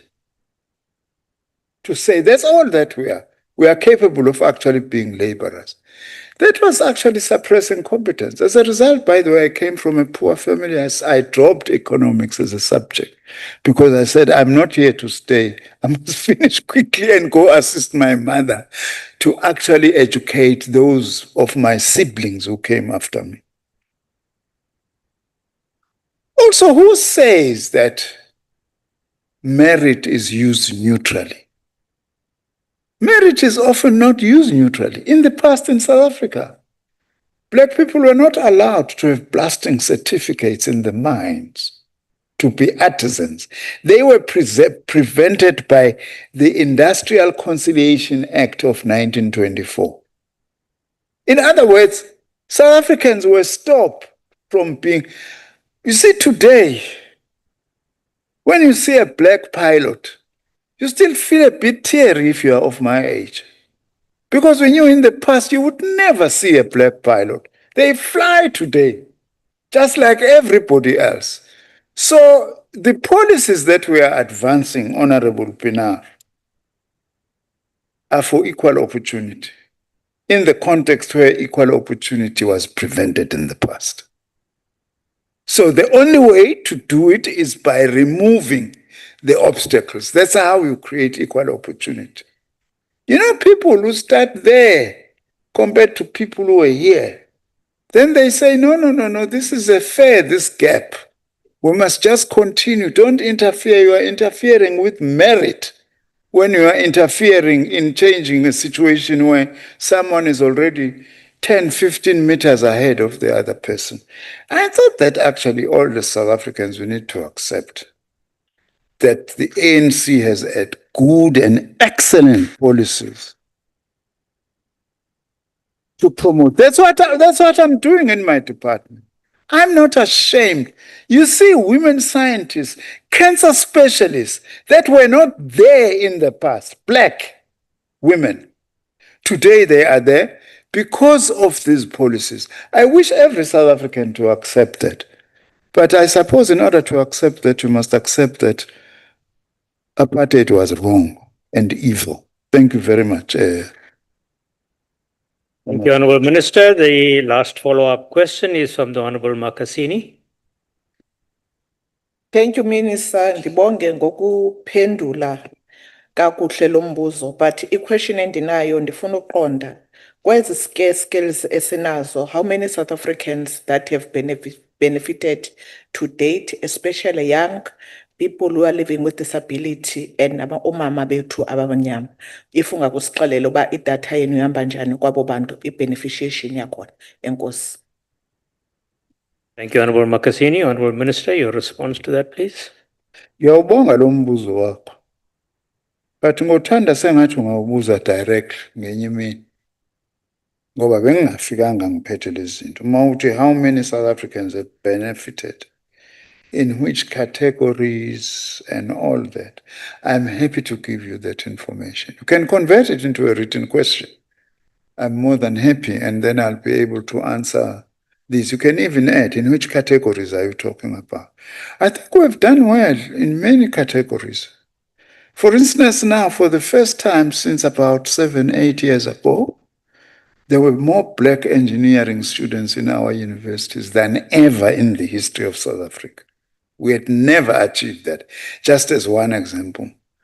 Today, 60% of university students are women, and the majority being black women. Graduates now is about 60% is female, although there is still shortage in the scarce skills areas. We are not addressing that, but I am happy to give you information in any category you want. Provided I have that information, I will be able to give it to you. But it's an important matter to investigate. Thank you very much. Thank you very much, Honorable Minister. Honorable Makasini, if you still need further detail, the Minister is open to give you that information if you put it in writing. Thank you very much. We now move on to the next question that was asked by Honorable Kennedy, and that deals with postgraduate support programs. Honorable Minister, your response to that question. Sorry, I missed that a little bit, Chair. That was question 84. Oh, yeah, we're on question 84. Okay, sorry, I thought that there was still going to be a follow-up. Yes, this is a very important issue. Thanks to Honorable Kennedy. As the department responsible for research, development, and innovation, we want to ensure that our postgraduate cohorts become economically active after they've been funded and are qualified. This is why we look at postgraduate support against the absorptive capacity of our system, which includes, as I have said, providing employment opportunities and internships, and for them to create their own enterprises. To assess the absorptive capacity of the system, we commission annual research and development surveys and tracer and graduation destination studies, such as the PhD Tracer Study 2022 as an example, to assess the absorptive capacity of the system. These things are on our website. If you can't find them, we can be able to provide you with those. In 2023, one of our entities, the South African Council, I'm making an example, the South African Council for Natural Scientific Professions, SACNASP, completed a study on the pathways into the labor market and self-employment for natural science graduates. For 2022 to 2023 to 2025-2026, our department placed and supported a total of 2,217 graduates and postgraduate students at research and development institutions, private and public institutions, for workplace preparations as intern. It's not a small number if you consider these are natural and scientific professions where there is still huge shortages and backlogs. Since its inception in 2006, our internship program supported more than 7,000 graduate and postgraduate students. 30% of them were absorbed into tenured employment during or after the completion of their 2-year internship periods. There are similar programs targeted at doctoral graduates, such as the Professional Development Program and the Postdoctoral Fellowship Program. I might as well add the Presidential PhD Program that I was talking about. For example, in the 3-year period from 2022 to 2025, our department supported 2,261 postdoctoral fellows at universities, science councils, and other research institutions. Due to limited financial resources for postgraduate support, our biggest contribution focuses on disciplines that are in demand for both the economy and the national development goals. We focus on those that are in demand. To ensure that young people with the required skills enter academic careers, we also work together with the Department of Higher Education and Training on the Staffing South African University Framework, which has got its flagship Nurturing Emerging Scholars program. I'm pleased that I set this up. And another flagship program called the Next Generation of Academics program. These programs we target younger graduates or undergraduates who have got potential to become academics and researchers, and we nurture them through their masters and PhDs, which we also normally sponsor, so that they become what we want. Lastly, through our entity, the National Research Foundation, we provide research grants to some of the new generation of academic scholars. We call that program NGAP. And because of internship program, youth employment within our department currently stands at 17.9%. Not bad, but I want to admit it's below the 30% target. I wish that we were higher than this. Thank you very much, Honorable Chair. Thank you very much, Honorable Minister. Honorable Kennedy, do you have a follow-up question? Thank you, Honorable Chair. Thank you, Honorable Minister, for the answer. I've got a bit here. In that quest of providing the youth with successful, employable career journey, how is your department integrating strategic mentorship for postgraduate students to receive full course of study support so that students gain that knowledge of, for an example, entrepreneurship or SME development necessary to launch their own businesses rather than being limited to formal employment path, so that to avoid that stereotypeness of study. Thank you. Thank you very much, Honorable Kennedy. Honorable Minister, your response. Thank you very much, Honorable Kennedy. I think I've touched on a number of programs already that would have responded to your question, but let me recap some of them.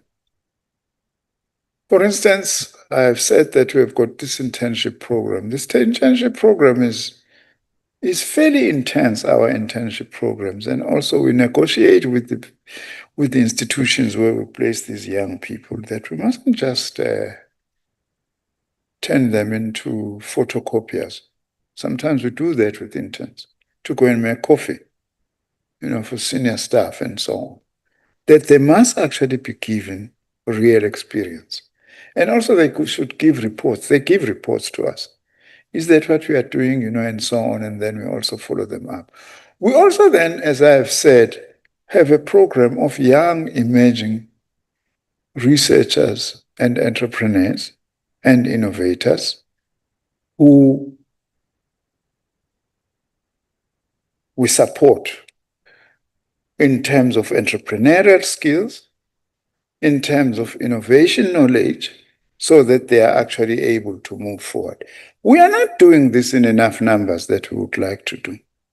But those that we have caught in the system, sorry if I use the wrong word, we make sure that we actually support them so that they will be able to become innovators and entrepreneurs rather than just to queue for jobs, that they themselves should be job creators and be able to come up with new ideas. Also, as I have said, with TIA, for instance, there are quite a number of very interesting successes that we've had of young women, young men also, who come out of the system already having ideas as to what business they need to start. And we send them to incubation centers to actually be properly supported so that they are able to turn those into successful business propositions. That's one of the tasks of our Technology Innovation Agency, as I have actually said. So the matter that we are raising is things that we are doing. As I say, I will admit we are not doing that in enough numbers because we actually do not have money. That is why also as a department, we've got partnerships with other science entities which do not fall under us, like the Medical and Research Council. We also have got partnerships with other government departments because government departments, all of them should actually be involved in this, in nurturing young people to become innovators, because we mustn't just be consumers of knowledge produced by other people. Our own kids, if I can use that, must actually be producers of knowledge as well. I suppose I can talk like that. I'm getting older now.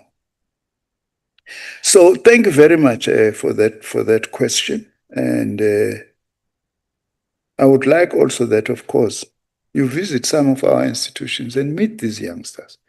Hear from them yourselves what their experiences are. Thank you very much, Honorable Chair. Thank you, Honorable Minister. The next follow-up question is from the Honorable Feni.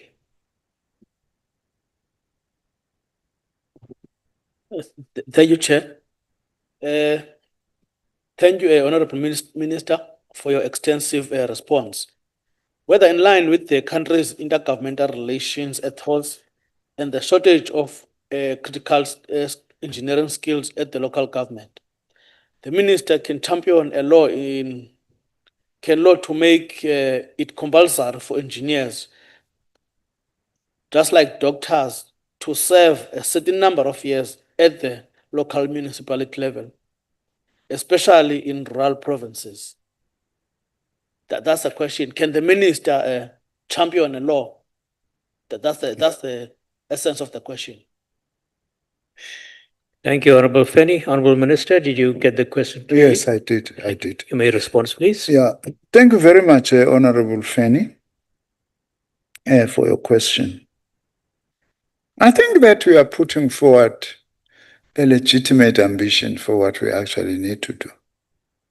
It's very legitimate. Well, my department is not so much responsible for engineers and so on. That would more be a project led by the Department of Higher Education and Training, taking engineers out of universities of technology and universities to be able to be given practical work in municipalities and so on. I think it really is an excellent idea. I know that the Department of Higher Education and Training, having been there before, has got some programs along these lines. I find your idea of placing them in municipalities actually an excellent one. Because in our municipalities, if there is one shortage we have, is engineers. In some of our municipalities, you take people who have never even seen a university and say is head of engineering. So that concern that you have is an important one. And such a championship, by the way, will also need COCTA, because COCTA is one department that uses engineers and also is responsible for local government, and also the Department of Public Works and Infrastructure, as well as the involvement of the professional body of engineers, the Engineering Council of South Africa, EXA, as it is called, because it is a regulatory body. In fact, that idea is very good. I'm likening it to an idea that I had when I was still a new Minister of Higher Education a few years ago.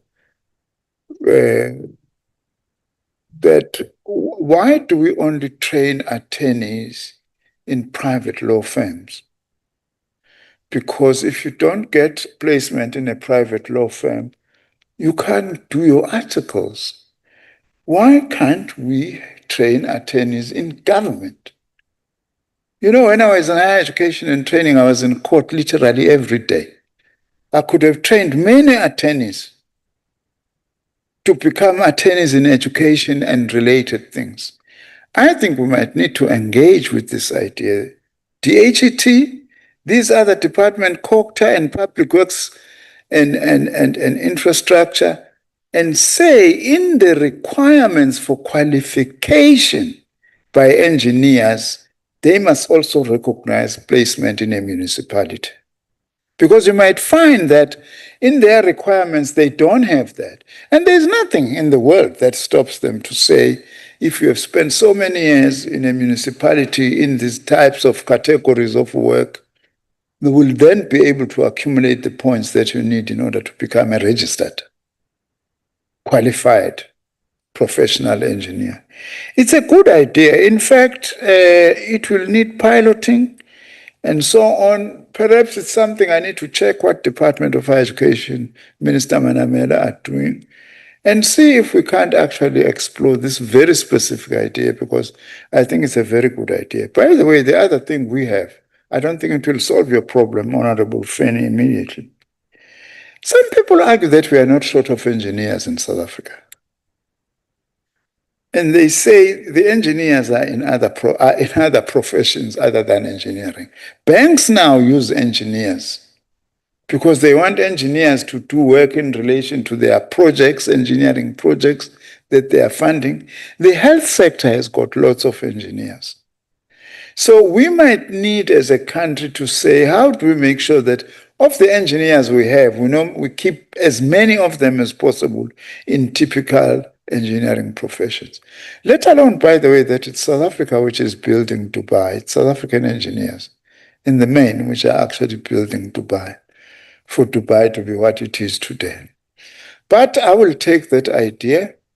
Maybe also if Honorable Manamela comes here, you can also raise it with him, so as to see whether it is not possible to tweak the qualification requirements of EXA for engineers to spend some time in local government. Thank you very much, Honorable Chair. Thank you, Honorable Minister. The next follow-up question is from the Honorable Audrey Answer. Thank you, Honourable Deputy Chair. Honourable Minister, I heard all the internship progress and everything about that.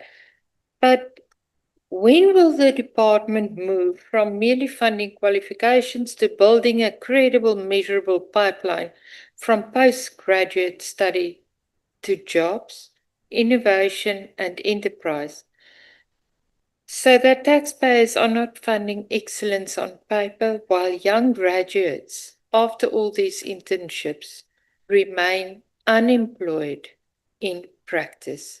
Thank you. Thank you very much, Honorable Audrey Answer. Honorable Minister, your response. Well, that's what we're about, Honorable Arianse. Thanks for that question. The pipeline. We look at the whole pipeline. I insist with my department, I insist with my entities that we must look at the entire pipeline. But in the pipeline, there's students who are going to join and do a BSc because they want to go out and work in a laboratory. They may not be interested in becoming an entrepreneur or in becoming a scientist, and so on. There will always be those who want to move out and get employed.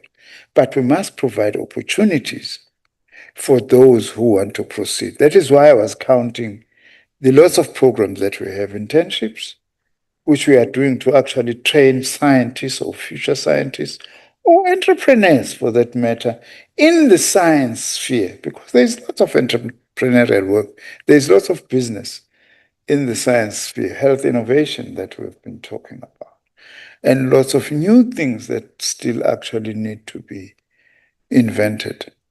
By the way, I support Orlando Pirates.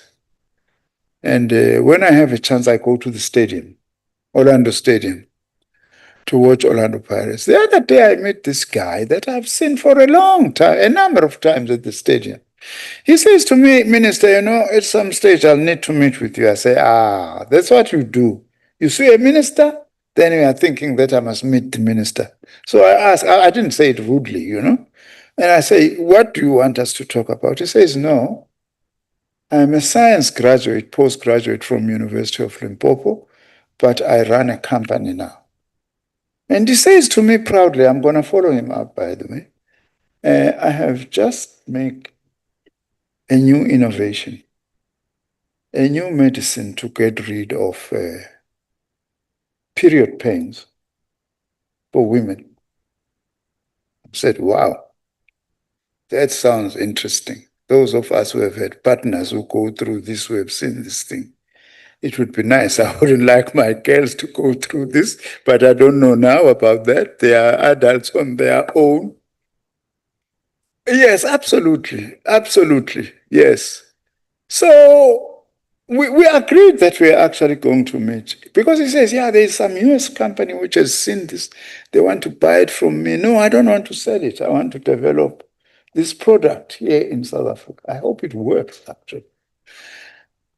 Now, that's an example Then being at Orlando Stadium watching Orlando Pirates, I want to meet with him because those I really want to meet with and see how genuine is this that they are talking about. How can we help?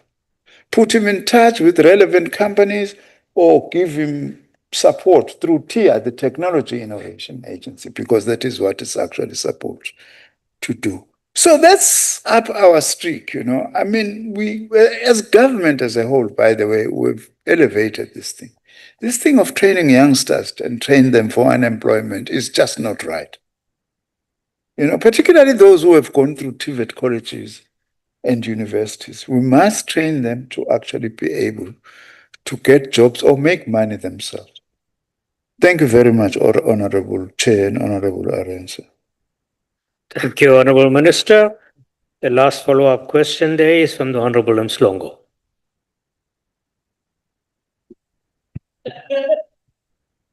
Thank you, Chair. Mpepetwa, I only have one question here. You said you have other partnerships and collaborations.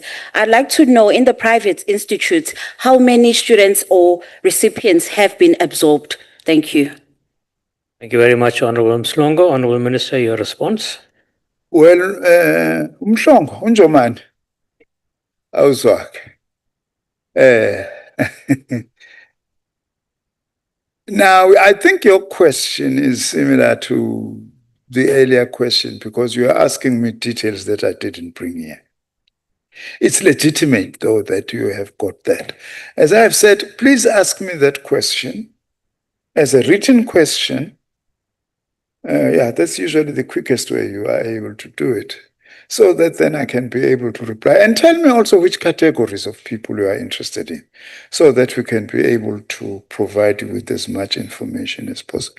I am one minister who is very generous with information, by the way, because I don't want to hide anything, but it serves another purpose for me.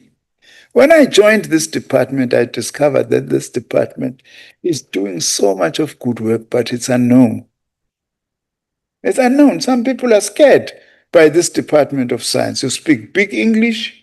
We have got complicated concepts, you know, and people just turn their back away from it. So one of the things we are trying to do is to say that we have adopted a mantra. We need to place science, technology, and innovation at the center of government, education, society, and industry. And the only way to do that is to provide more information. So the more information you want from me, I'm happy about that. I'm sorry that I can't give you those figures right away.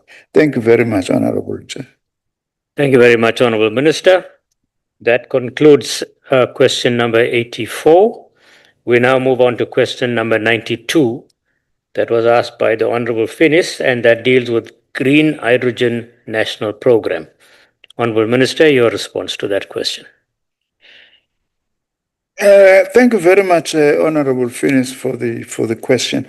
Our country's hydrogen society roadmap, which was adopted by Cabinet some years back, as to the pathway we're going to take to develop green hydrogen in particular. This roadmap is responsible for guiding a framework for the integration of hydrogen-related technologies into sectors of the South African economy and society. Can you open the water for me, please? I went to my doctor, by the way. He told me I use this finger too much for the cell phone. So it's as sore as anything. So thank you very much. Thank you. So be careful also about how you use your cell phone and using one thumb all the time. You may suffer what I'm suffering. Cheers to my doctor.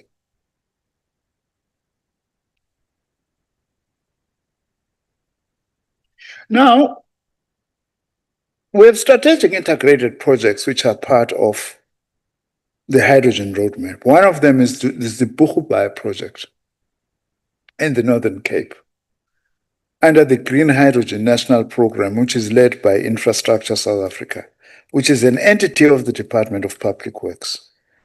And these were identified by this roadmap as catalytic projects to stimulate the development of the local hydrogen economy. I know Northern Cape government leaders are very excited about this project. And we are very happy that they're excited about it because it means that we're really going to take it forward because it's got such huge potential. They also had to position South Africa as one of the first movers to participate in the global hydrogen export market, these projects. Our departments acknowledge that strategic integrated projects would require the necessary support needed to move them to final investment decision. We have had very meaningful engagement with the Northern Cape Economic Development Trade and Investment Promotion Agency. I pronounce it as NITA in short. That's what it should be called. Okay. Which is a nice Xhosa word, this. So this, which is the project lead of the Bochubai project and has provided international platforms for the agency to showcase their project potential and attract investments. Furthermore, NITA has been part of the South African delegation that supported the participation, my own participation and our department in the 4th European Hydrogen Week in November 2023 in Belgium, and also at the 6th Hydrogen Energy Ministerial Meeting in September 23 in Japan. Given our department's investment in the Hydrogen South Africa program that have resulted in relevant infrastructure, technical capabilities and competencies, as well as value-added products that have been tested and validated through various deployments. Our department is also using the engagements with the strategic integrated projects, the SIPs as we call them, to advocate for the integration of these value-added products that are locally developed and based on publicly funded intellectual property. This will enable the creation of a commercial pathway for these value-added products and assist in bridging the gap between research and commercialization. Going forward, our department is committed to utilizing formal structures such as the Interministerial Committee on Hydrogen Economy. By the way, the first meeting has just happened about 2 weeks ago. It's chaired by the Deputy President. We now have a Cabinet Interministerial Committee on the Hydrogen Economy, which must strengthen its relationship with the Northern Cape provincial government and entities such as NITA to advance the commercialization of locally developed and publicly funded intellectual property through the implementation of the strategic integrated projects, including Bochubai project. Hydrogen fuel cells have got huge potential, and we're in very good state if we support projects like this in the Northern Cape. By 2035, 2040, to be a huge exporter of hydrogen greening facilities. Thank you very much, Honorable Chair. Thank you very much, Honorable Minister. Honorable Finnis, do you have a follow-up question? Thank you, Honorable Deputy Chair. Thank you, Minister, for your response. We know that hydrogen energy has many positive spin-offs. For example, contribution to the climate goals by not emitting fossil fuels that damage the environment. My question is, how has the specific Bochubai hydrogen project contributed to improve air quality and fostered economic growth through new jobs in the energy sector of the Northern Cape? Thank you, Honorable Finnis. Honorable Minister, your response. Thank you very much, Honorable Finnis, for that follow-up question. Of course, I must say that DSTTI is not responsible for the Bochubai project. We are a partner, but it's led by the Presidential Infrastructure South Africa program. And our role is to provide support for the implementation of the project within the scope of our department's mandate. To date, the project itself has not yet commenced operations, nor are there any physical activities on the ground. However, the following progress has been made. I think that it will go a long way to answer your question. Sasol, which we are working with, by the way, that was a company produced by default for apartheid trying to undermine sanctions in the 80s. But we are benefiting from that now. Perhaps we shouldn't may have allowed it to be privatized. Sasol has completed a pre-feasibility study outlining key enablers required for South Africa to become a globally competitive producer in the green hydrogen sphere.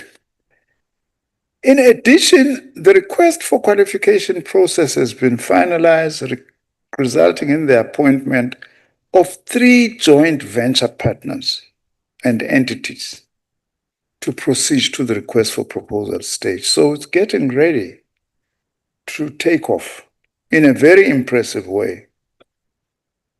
Furthermore, NCETA has established a working group for the strategic environmental assessment, which is being conducted by the Council for Scientific and Industrial Relations and Industrial Research, sorry. This initiative is intended to assess the environment so that as we take off with green hydrogen, we are able to make sure that there are no side effects that are able to pull the project back. As the DSTI Honorable Finish, I'm sure you'll be very happy. We are committed to support the Bohubhai project and for Northern Cape to lead that because it's likely to be the lead hydrogen project in South Africa by providing platforms for fundraising, promoting international offtake opportunities, and facilitating collaboration. As the progress moves towards implementation as the DSTI, our role would be to position Bohubhai as an important component of the Hydrogen Society roadmap, which is our overall government framework to take forward hydrogen projects. Thank you very much, Honorable Chair. Thank you, Honorable Minister. The next follow-up question is from the Honorable Pinar. Thank you, Deputy Chair. Minister, me again. Minister, unfortunately, you're only telling half the story of green hydrogen. And the facts are that major economies are stepping back from large-scale green hydrogen projects due to high costs, inefficiencies, and uncertain market demand. Those are the facts, Minister, they're not debatable. The South African taxpayer, however, is being asked to commit billions of rands to this initiative. And how do you justify this level of public investment in high-risk, uncertain sector when the country's urgent priority remains reliable energy supply through grid expansion and proven technologies like wind and solar? Thank you, Deputy Chair. Minister. Thank you, Honorable Pinar. Honorable Minister, your response, please. Thank you very much.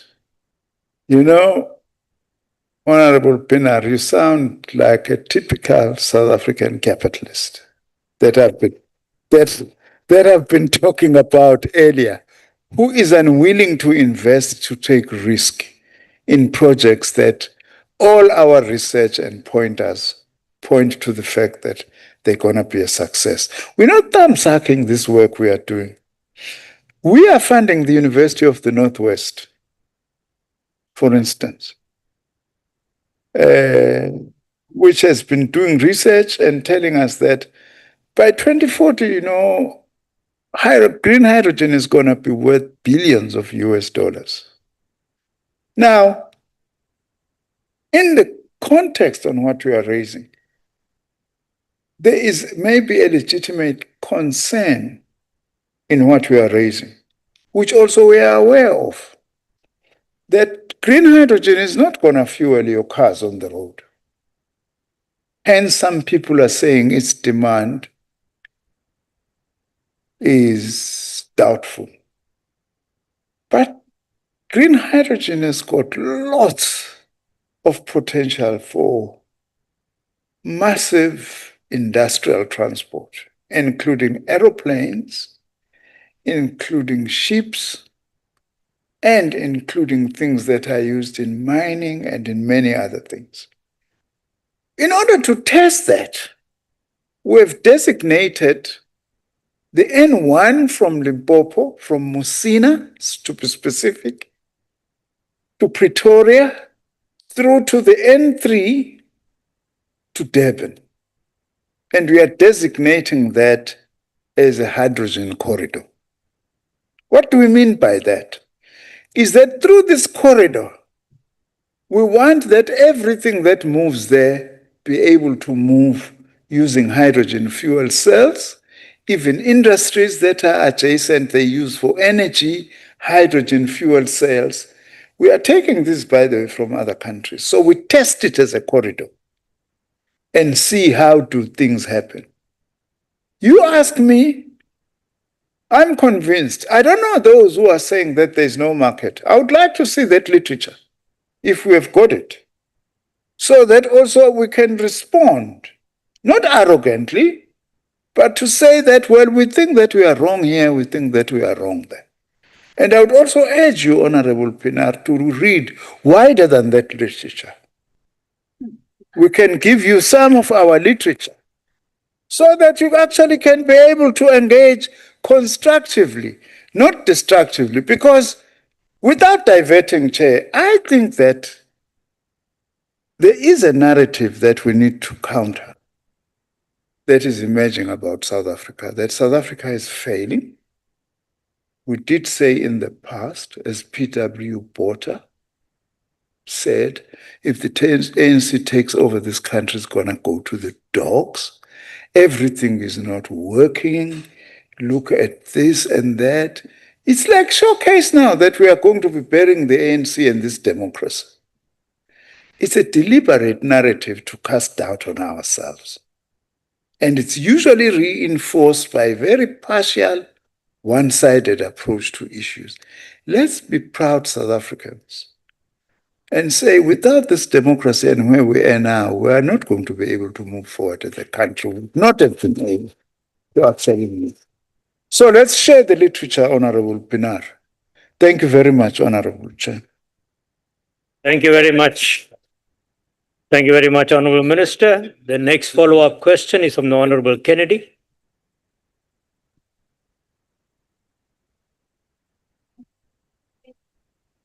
Thank you, Honorable Chair.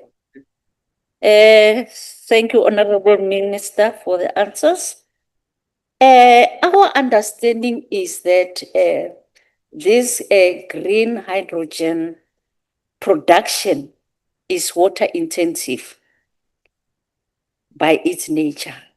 Now, what advanced water saving technologies is your department piloting, for an example, the Bucha Bay region, not to experience that water depletion?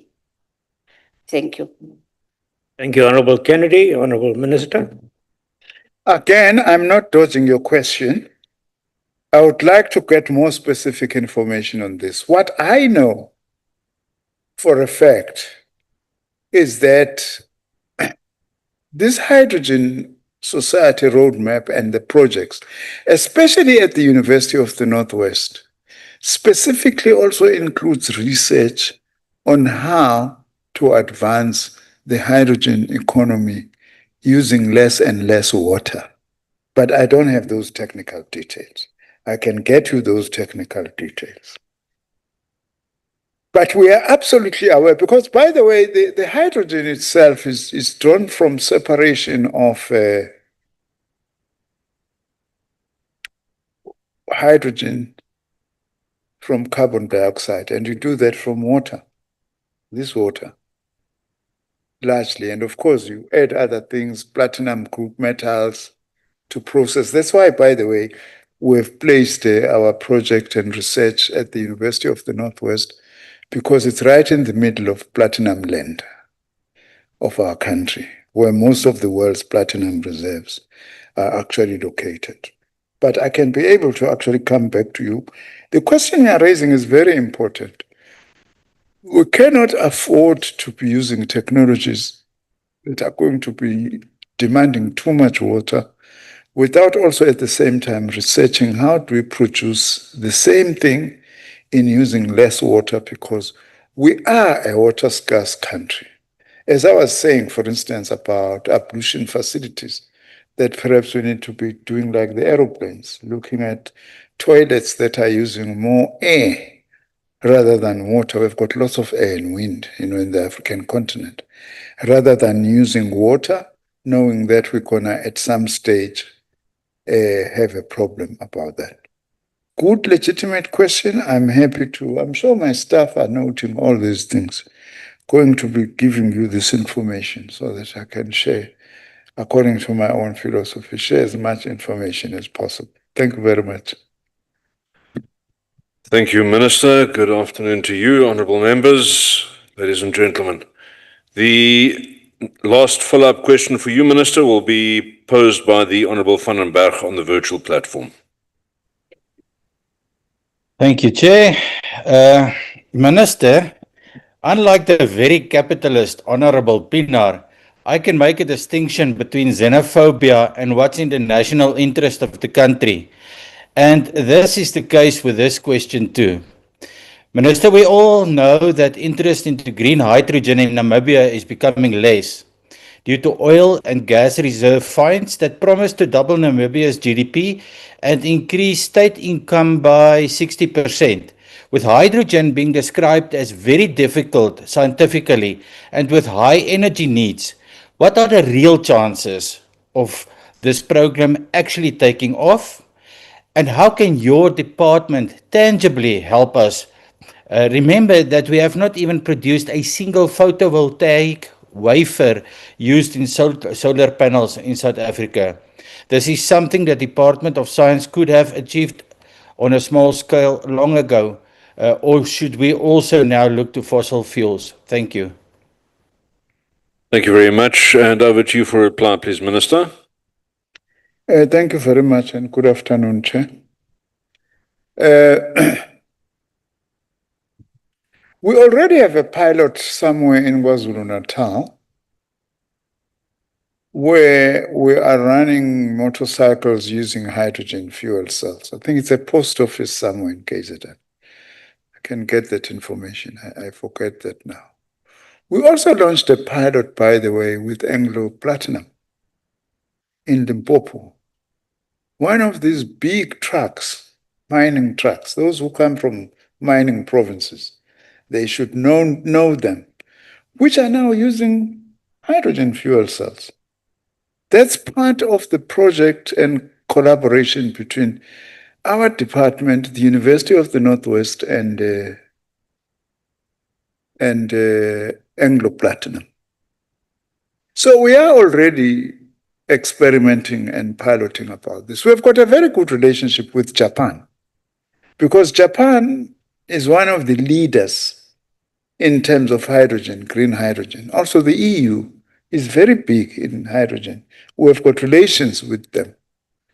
Japan already, there are cars, although it's not meant, I'm told, largely for private cars, but there are cars where they are now piloting and experimenting that are using hydrogen fuel cells. And they've got stations. It looks like a petrol station, but it's hydrogen fuel cells. And where cars are actually running in the street actually using this. We would not be,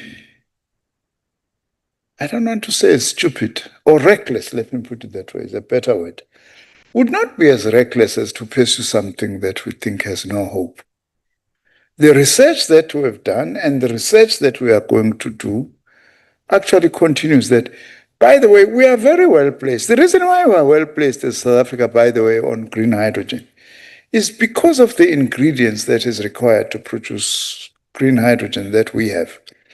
It's the platinum group metals, and we've got the single largest concentration in the world of PGM reserves in South Africa.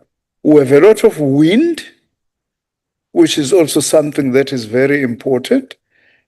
And we've got research institutions that we are very proud of that are fairly advanced to be able to undertake these studies, like University of the Northwest. It's not the only university, but we've put in quite some resources there so that they actually continue to do research with us. So we are not being reckless as government.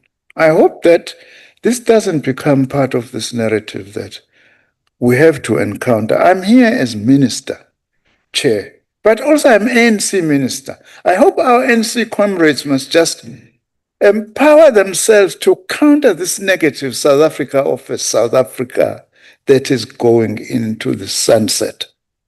We are not going into the sunset. We are still going to take this country forward because this country is where we are because of the African National Congress, leading society to where it is today. Of course, we do have problems. We are not denying. We do have lots of problems, but there are problems that often arise out of our attempts to build a better life for our people. Thank you very much, Honorable. Thank you very much, Minister. Honorable Farmer, if you need to take a phone call, you are welcome to leave the chamber and take your phone call outside. It is inappropriate in the extreme to disrespect the rest of the members of this House by sitting on the telephone. That activity was caught on camera yesterday as well. It's inappropriate, uncalled for, and the next time you're caught, you'll be asked to leave the chamber. Thank you, Minister, very much indeed. Honourable delegates, we've come to the end of the questions to the Minister of Science, Technology and Innovation. Thank you.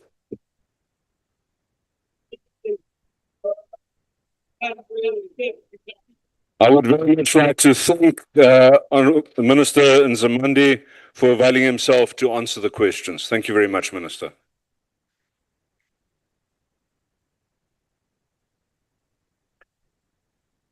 Honourable delegates, before we proceed to the next set of questions, which will be posed to the Minister of Sports, Arts and Culture, I'd like to announce that the Office of the Chairperson received a request from the Minister to respond to the questions on the virtual platform, and that request was agreed to.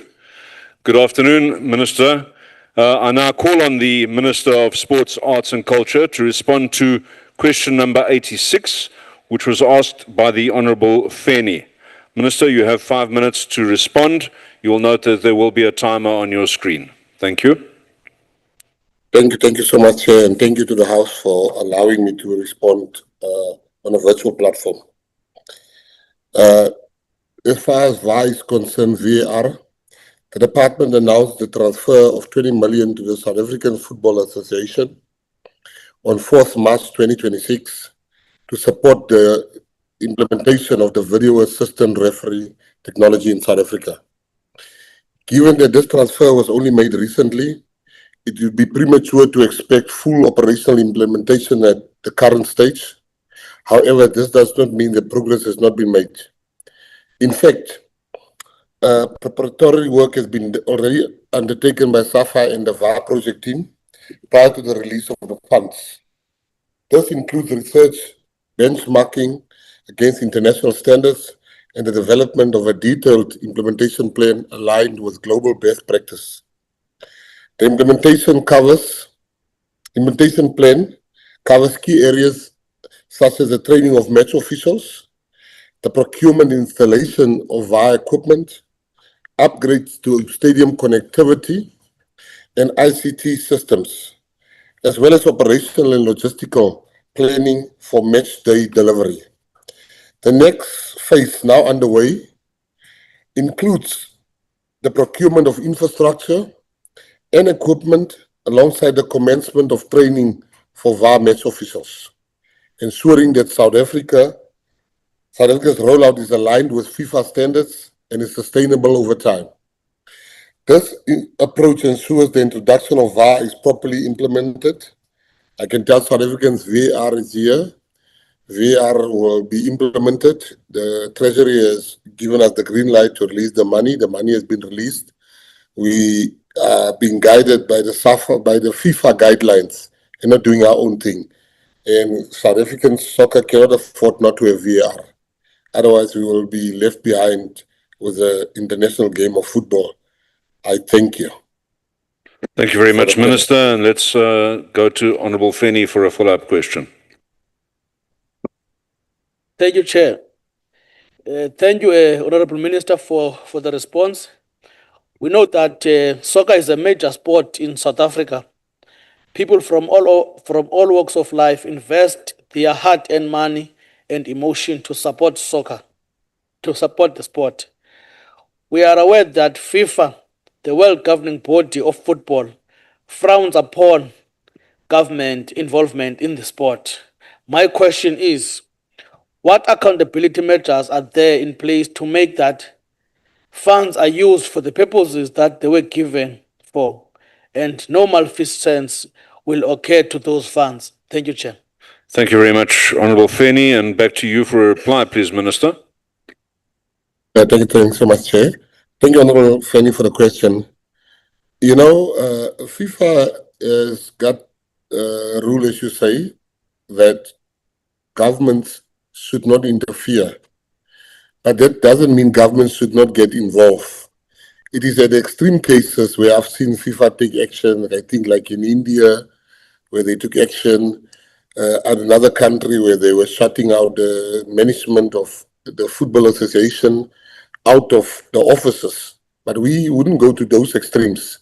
But what we intend to do is there's obviously, as you've seen, a problem in our football, Honourable Feni, where it cannot be where at the NEC meeting of the people that represent us in football, that there are people that security had to be called in. These are board members that should, NEC members that should sit together, work together. And that was a very ugly scene for South Africa. We've heard instances where people are getting loans. SAFA is not a bank. And it shouldn't be giving people loans. We've also heard instances where people are conspiring against each other.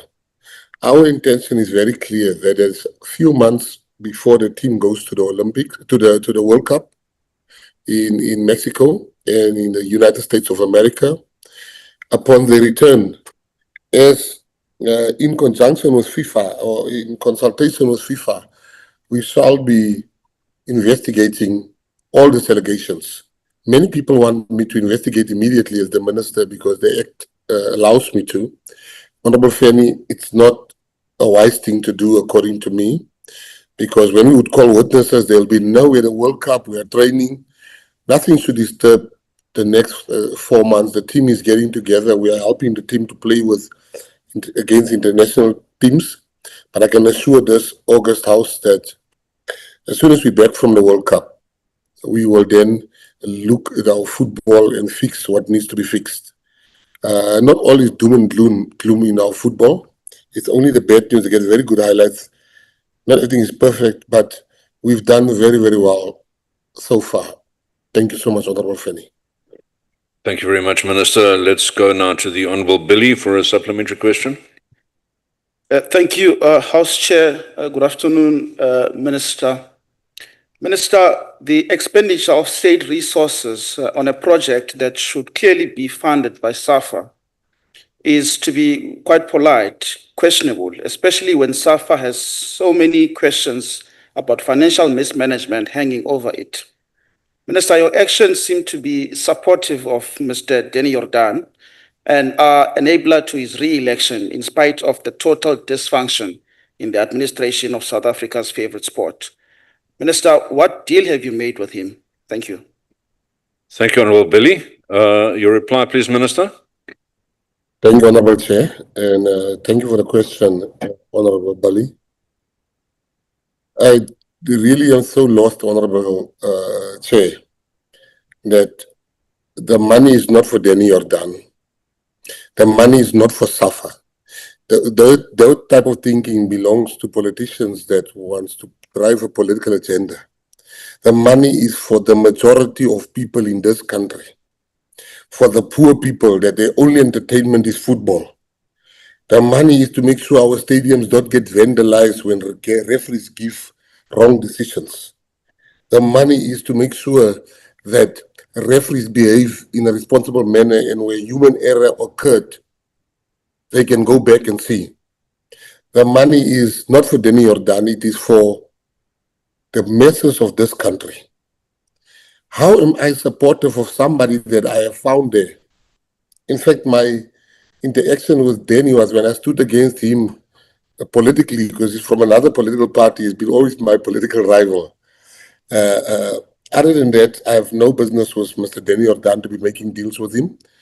Mr. Danny Jordan, whether we like it or not, has been chosen by a democratic process. And whoever wants to stand against him, the process is now open. He's coming to the end of his term. People should put their names in the hat. And if they feel that the process is not fair, they must write to me and show me what part of the process is not fair, so we can have a look at it. I'm not favoring anybody, Honorable Chair.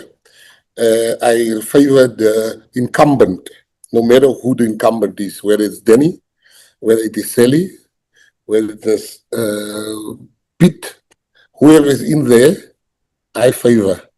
You cannot expect, Honorable Bali, that our football must be left behind in the Stone Ages, and that's exactly what you are proposing here. The world is moving towards VAR. You worry about Danny. This has got nothing to do with Danny. It has got to do with the development of our football. How do we not have VAR playing the World Cup, but our guys are going to play in competitions where VAR is present? How will they even know how it works?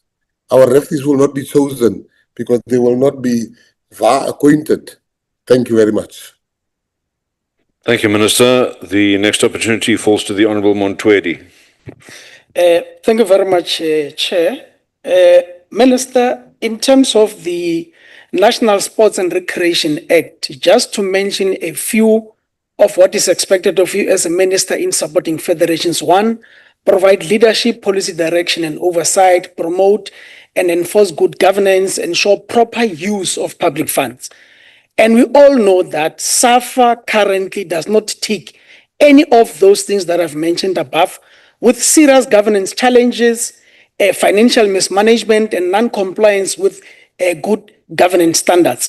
And this, Minister, points to one direction of failure by you as a minister in supporting federations with good governance. Now, Minister, what oversight mechanism have you put in place to ensure that SAFA compliance with procurement standards, financial controls, and operational readiness requirements for the implementation of the video assistant refereeing system? Thank you, Chair. Thank you very much, Honourable Montwedi, and your reply to that, please, Minister. Thank you so much, Chair. Thank you for the question, Honourable Montwedi. I don't know, when you talk about my failure, how will you substantiate my failure? Because my term thus far has been hugely successful. Even today at the Live Golf event as a sports minister, the biggest golf event in the history of this country. It's going to bring close to 1 billion rand to our economy. So you have to point out to anything that you can say I failed. But in as far as your question is concerned, I don't deal with SAFA in the way that you've described. SAFA couldn't pay salaries a year ago, I think, a year and a few months ago. They couldn't pay salaries. Players were going Christmas without money. We then advanced SAFA money with very clear instructions that this money must find its way into the pockets of the players, which Honourable Mdweli, it did. SAFA, as I've mentioned earlier with the question of Honourable Feni, we are planning to have a full-scale inquiry into what's happening with SAFA.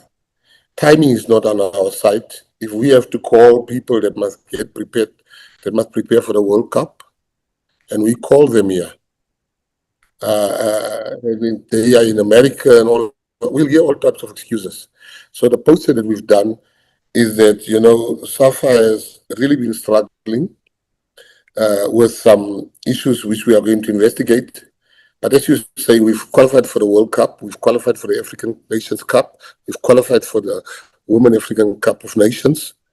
So, as I said earlier, not all is doom and gloom, but I have to add that, you know, we are working very hard. I mean, we have just signed with FIFA, the president of FIFA and myself has just signed that the regional headquarters of FIFA is coming for the first time to South Africa, representing 14 different countries. I can understand your frustration, the frustration of the people with SAFA. I myself sometimes get frustrated with these federations, including SAFA. But the timing to have it now before the World Cup, and I also think the timing is so brilliant for a new election. So if we have capable people that's not happy with the status quo of leadership, I think this is a perfect time for them to put their hand up and remove Danny or Dan if they feel it's in them. And if they feel we can change some stuff or Danny or Dan is making it difficult for them, they need to tell the minister, this is the issues and I will deal with it.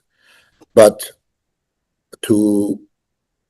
there's nothing else at the moment, because if Bafana Fana is going to lose, because the coach is being asked questions at an inquiry, the whole management is being asked questions, the players are on their own there, we will take the blame. As they say, white and black doesn't disappear, which means the paperwork there, the things on that paperwork is still there. As soon as we back from the World Cup, we will do that. Thank you so much, Honourable Mnentwedi. Thank you very much, Minister. And we now go to the Honourable Farmer. Thank you, Honourable Minister. Before I ask my question, just two quick points. Congratulations, Minister, on your by-election victory yesterday in Ward 7 of Beyersnodie municipality in the Eastern Cape. Secondly, thank you for the Jocelyn Smith Foundation that you funded, that you invest in, and that you are helping our people to find kids that get lost. My question, Honourable Minister, the chairman of the FIFA Referees Committee, Pierluigi Collina, are of the view that VAR has improved football, but that it still has deep imperfections. Are we as South Africa aware of such imperfections?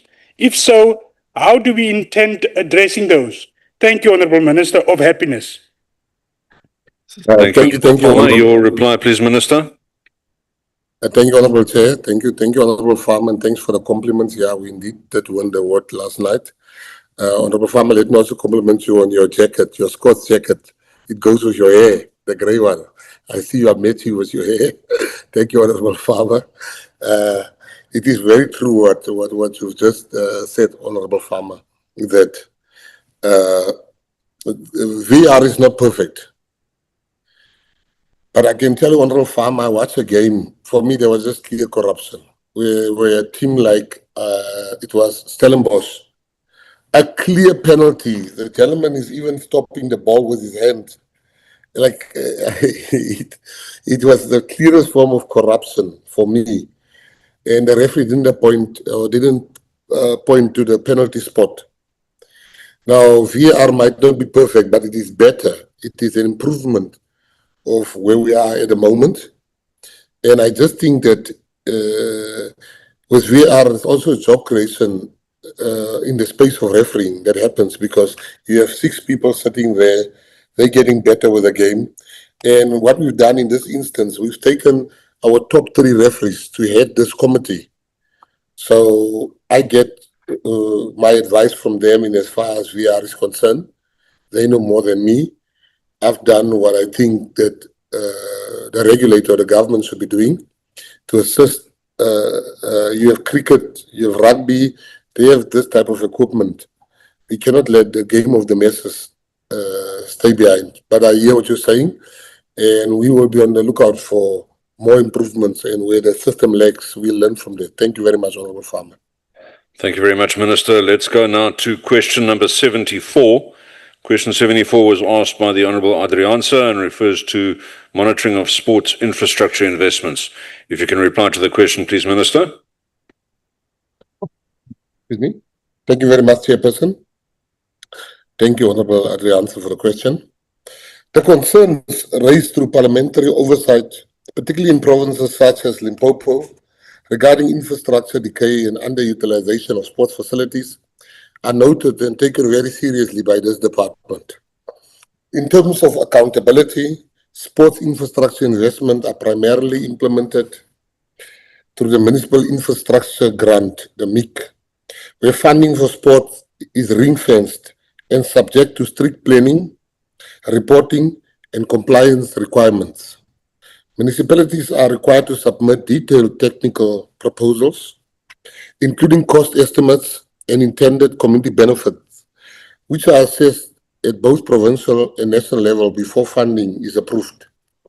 Once projects are underway, Honorable Chair, municipalities must provide regular financial and progress reports, and the department undertakes verification through site visits and intergovernmental oversight structures to ensure that delivery aligns with approved plans.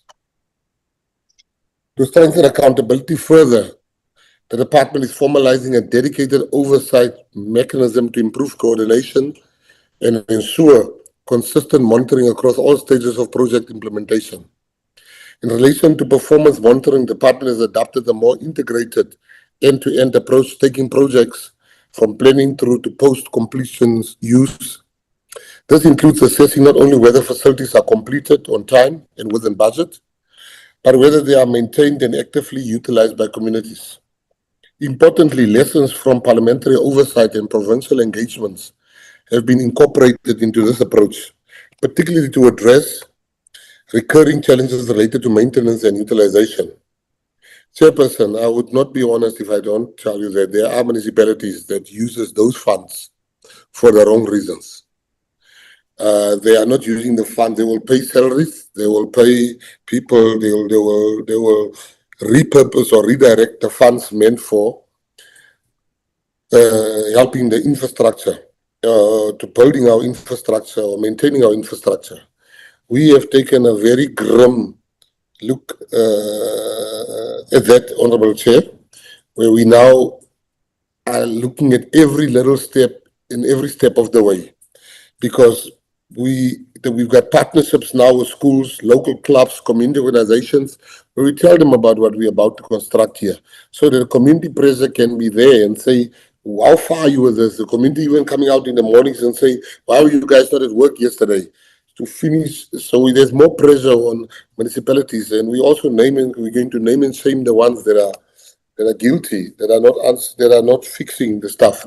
I mean, we've just seen the other day, it was the Solomon Mahlangu Stadium that has not been fixed for 20 years, 24 years, and the other day it's fixed now, and a PSL game was played at that stadium, and those are the things that can be attributed to us taking a very hands-on approach. Thank you so much, Honourable Chair and Honourable Adrianza. Thank you very much, Minister, for the reply. Honourable Adrianza, do you have a supplementary question?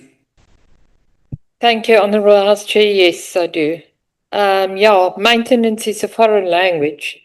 So as provinces and municipalities are currently passing the maintenance and facilities ball like the best fly house in the country, how will the department involve provincial, local stakeholders, including athletes and sport federations, in oversight and planning of these facilities? Thank you, Honourable Chairperson. Over to you, Honourable. Thank you, Honourable Adrianza. Back to you, Minister.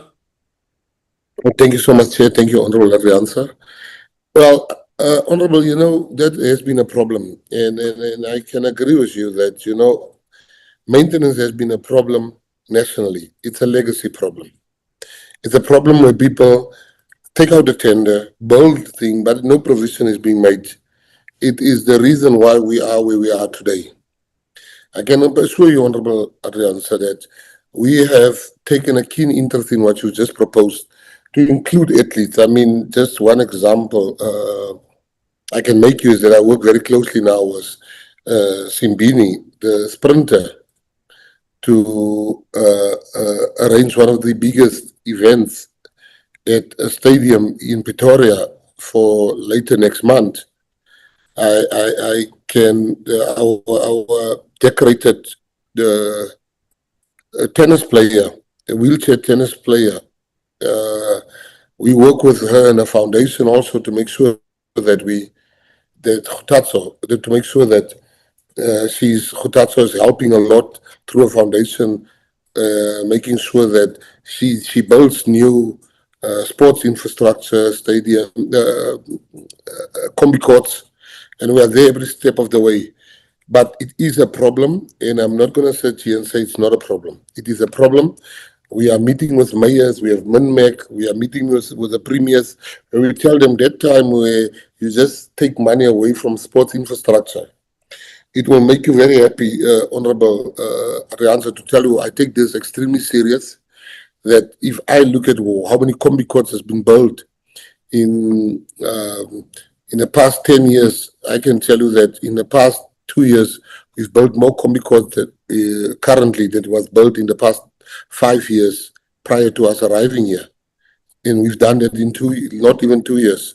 It speaks to only our dedication to the infrastructure of sports, and we are including the local community in it. Thank you very much, Honorable Adrians. Thank you, Minister. The Honourable Finis is next on the list for a supplementary. Thank you, House Chair. Honorable Minister, thank you for the response. You have indicated in the original answer to or response to Honorable Adrianza about the accountability measures that the department have put in place. Are there any other accountability measures in place to ensure that projects are delivered according to the approved plans and budget? What consequence measures are implemented in situations where projects are delayed or not delivered at all? Thank you, Honorable House Chair. Thank you, Honourable Finis. Please answer the question, Minister. Thank you, Honourable Chair. Thank you, Honourable Finis, for the question. It is a big problem for us, Honourable Finis. That they say old habits die very hard. When you come here, you see that people are using money to maintain and build a soccer field, and they use it to pay, let's say, overtime. And you ask, what happened to the person? You see there was no consequence management. And you go to the federations, you're like, you guys are supposed to be the watchdogs. So let's start with your question. What new measures are there? Firstly, we met with the federations. So we said charity begins at home. The federations that are not compliant, that don't report what was the money used for, we have held back the money until figure skating comes to mind. And then your federations like wrestling has doing such a great job. We've given them more money. Hockey, we've given more money. Netball, we've given more money. But then you get basketball. That was it was just Armageddon. It was a mess. We totally disbanded them. So we are now in the era where people don't get away with business as usual. Basketball is an example of a federation where we put our foot down. We are soon going to have all the mayors, all the MECs in a meeting where we're going to speak about our sports infrastructure. Thank you very much, Honourable Finis. Thank you, Minister. Let's go now to the Honourable Kennedy.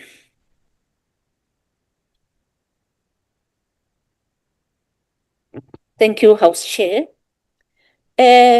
Honorable Minister, how is your department planning to address the safety risks and lack of functional sports facilities in areas like Mokopane, which currently hinder youth participation and competitive sports?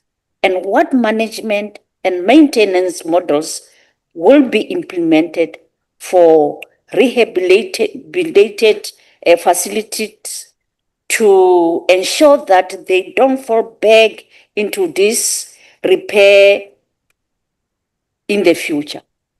Thank you. Thank you, Honourable Kennedy. And your reply to that one, please, Minister. Thank you, Honourable Chair, and thank you, Honourable Kennedy, for the question. Rehabilitation is a big thing for us. Like, for instance, just one practical example I can make is that I refused, for instance, as a minister, to sign for sports facilities to be just put in a community where there's no security, so we then came up with a new strategy, and we've done it so far, I think, at 25 schools, because the school already pays for security.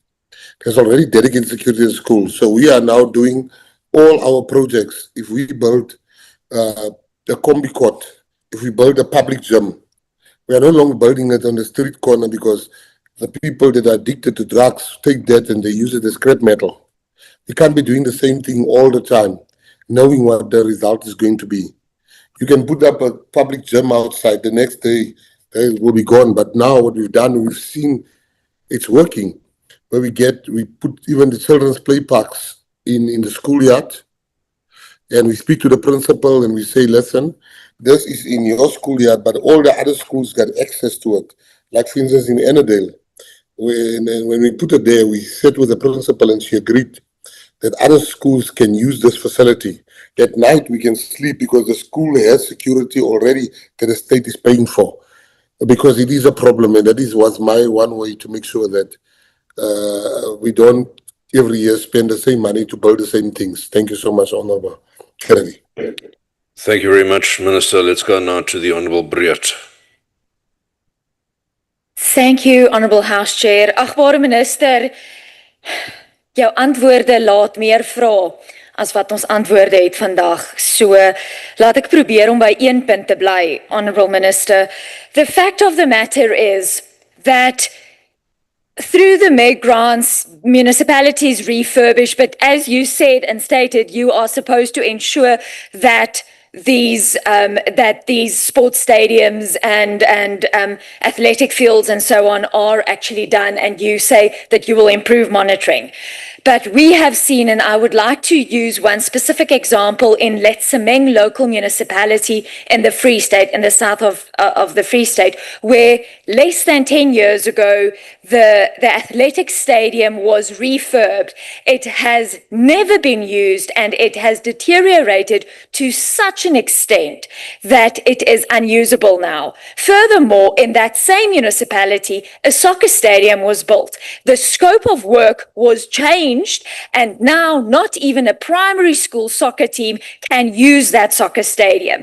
So what I want to know, Honourable Minister, is what interventions are triggered when facilities like this become non-functional within a short period of time, or their scope of work changes. Are you aware of this? And how are we intervening? Because we cannot allow this to continue. Thank you, House Chair and Minister. Thank you, Honourable Briat. Please reply, Minister. Thank you, Honourable Chair. Thank you, Honourable Briat, for the question. I think let's ventilate some issues here.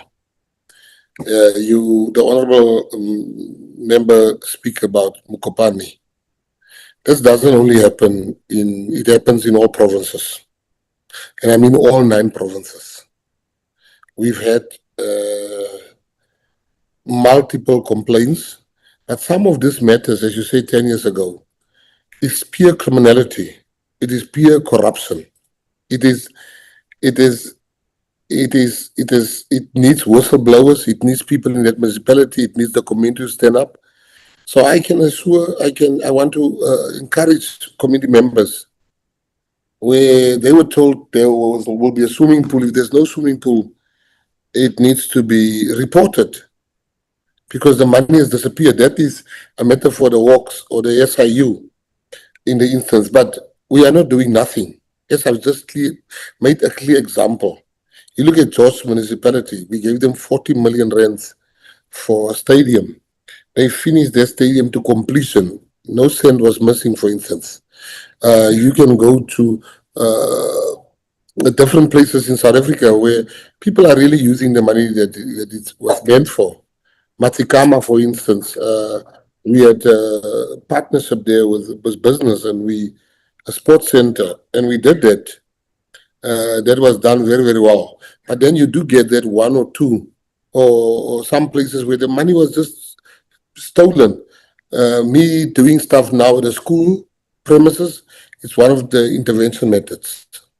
Us naming and shaming individuals will be, and I think that's where the GNU is very, very good because let's take the equipment outside the Western Cape, the sports fields outside the Western Cape. It was very difficult for one party to sometimes speak against their own party. And the same in the Western Cape, in Stellenbosch, we have the same issue. Some of the areas there, it was very hard for that party to speak against their members. But now when you have the government of national unity, we can confront these issues directly.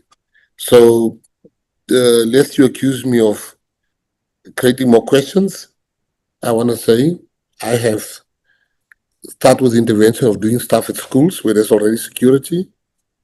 2, we have the name and shame, where we're going to shame and name the people that are responsible. And also we encourage, and we have number 3, we follow up directly now. We're sending out teams to go and see what's happening there and to ask questions. Thank you very much, Honorable Chair. Thank you, Minister. Minister, we now move on to question number 82. Question 82 was asked by the member from Gauteng, Honorable Mampuru. It relates to sports facilities in rural townships, rural and township schools. If you can reply to question 82, please, Minister. The question was relating to rural township schools. Sports facilities in rural and township schools, question 82, asked by Honorable Mampuru. That has always been a big problem. It's a legacy. It's a legacy problem where the reality that many schools in rural areas and townships lack adequate sports facilities compared to those in more affluent areas is a legacy issue that government continues to address across multiple departments. That can squarely be blamed, firstly, on the fact on our past, where some of the schools, for instance, black schools don't even have swimming pools and never had. But I'm not saying that by now we should have had them. In terms of responsibility, the provision and maintenance of infrastructure in public schools fall under the mandate of the Department of Basic Education. However, this does not mean that the Department of Sport, Arts and Culture is not actively involved in addressing these disparities. We are actively involved together with the Department of Basic Education. Hence, we signed a memorandum of understanding to work together. Our role to work with the Department of Basic Education is something we take very, very serious. In advancing equity in sport development, the department applies a spatial targeting approach, prioritizing rural areas, townships, and historically marginalized communities where infrastructure backlogs are greatest. This is reflected in current interventions, including the rollout of 30 combi courts in the 2025-2026 financial year, many of which are being delivered within school environments to expand access to fullness. Beyond infrastructure, the department is also strengthening school sport programs, partnerships with local clubs and community structures, and ensuring that facilities are actively used to support participation and talent development. The objective is not only to reduce infrastructure backlogs over time, but to ensure that young people, regardless of where they live, have meaningful access to sport and recreation opportunities. I thank you. Thank you very much, Minister. The supplementary question will also be asked online. Honorable Mampuru, your supplementary question, please. Thank you, Chair. Chairperson, as the Minister... Honorable Mampuru, I'm sorry to interrupt you, but I think you know by now you need to turn your camera on when you start your question. Thank you. My visible Chair? Yes, indeed. Please proceed. Thank you.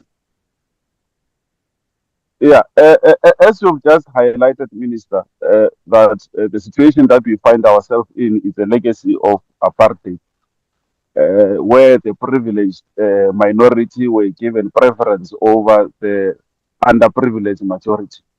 However, Minister, it is concerning that under your watch, the children of the elite swim in heated pools and compete in world-class tennis courts in the suburbs, whereas the children of the working class, the sons and daughters of domestic workers, farm laborers, and the unemployed are relegated to a bare minimum of physical development. The situation is far worse in rural areas, Minister, in Limpopo, in the Eastern Cape, and the KwaZulu-Natal, where many schools do not even have a fence, let alone a functional netball court or a soccer pitch. Minister, how do you justify the continued reliance of school governing bodies' funds for sport maintenance when you know very well that this model only benefits the privileged and affluent areas, leaving rural and township schools in disadvantage? Just like if we were to compare, Minister, the sporting facility in Tembisa and the one that they have in Rosefield Primary School in Captain Park, you could see that the children of the poor are still subjected to bad sporting facilities when compared to those of the privileged in opulent areas. Thank you, Chairperson. Thank you, Honorable Mampuru, and back to you then, Minister. Thank you, Honorable Chair. Thank you, Honorable Mampuru. Honorable Mampuru, I think you are, the house is burning and you are fighting the firefighter. Let me explain. Most of my time since becoming minister is seized with dealing with the very same problem that you're asking me of. To make sure that kids in the rural areas, the kids of domestic workers and gardeners have the same access. I'm a person who believes that you can't have equal sport if there's not equal access. And I can show you examples, Rand West, where for the first time I took we spent millions of rands in Rand West, where we gave children, we put tennis rackets in their hands that never had a tennis racket. We put the hockey sticks in their hands that never had hockey sticks. 3 weeks ago, we opened in the rural KwaZulu-Natal, we opened a multi-million rand combi court in that area. And the next day, the teacher was trending because the teacher said, this was the first time the kids can play volleyball. He's teaching them how to play volleyball. In Matsikama, the children of the farm workers are now playing with the same equipment that we have given them.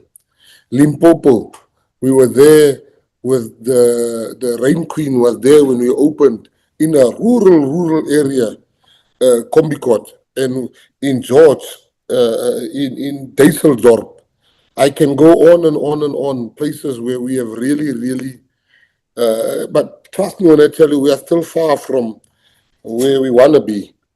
But I've got one thing I said to myself is that if I look back at my term as a minister, I must be able to have really had a huge impact in making sure our children have access to sport and sporting facilities. Thank you very much. Thank you, Minister. Let's now go to the member from Mpumalanga, the Honorable Sibande. Thank you, House Chair. And thank you, Minister, for your response. And Minister, when was this memorandum of understanding signed? What are the specific deliverables of this agreement and what has been achieved so far? In what provinces? Well, thank you. Thank you, Mr. Sibande. Reply to that as best you can, Minister. Thank you so much, Honorable Chair. Thank you, Honorable Sibande. The memorandum of understanding was signed last year, 2 months into the GNU. If I say that under correction because I don't have that information in front of me, but I can tell you what has been achieved so far. The deliverables that has been achieved, there's many deliverables, which I'll keep you the whole day if I have to tell you, but let me tell you what we've achieved so far. We have signed a memorandum of agreement and understanding to say we will then do number one, we will create sporting facilities in schools. I think we are now, in the 40 different sporting facilities in schools since signing that memorandum that we've agreed. Number two was we will not only bring sporting facilities, multi-million rand combi courts there, the agreement was that we will capacitate the children, the athletes to be able to play, give them the balls, the gear. So when they play against schools that are well known, they mustn't look like orphans when they rock up there. Number three, which for me was very exciting, was for the first time we brought together SABC and Supersport. For the first time we brought them together and we said, you are going to show school sport to motivate other children that don't have DSTV and the cable TV. So school sports are now being shown for the first time, and there's now a GNU of broadcasters showing specifically school sport. And for me, very exciting was where we said we are not, because government doesn't have enough money. Government has to approach the private sector together with the Department of Basic Education. I can tell you, for instance, we've approached Canal Plus, and they've already started, I think this is their fourth since the agreement. They've done it previously, but now they're doing it structurally together with us.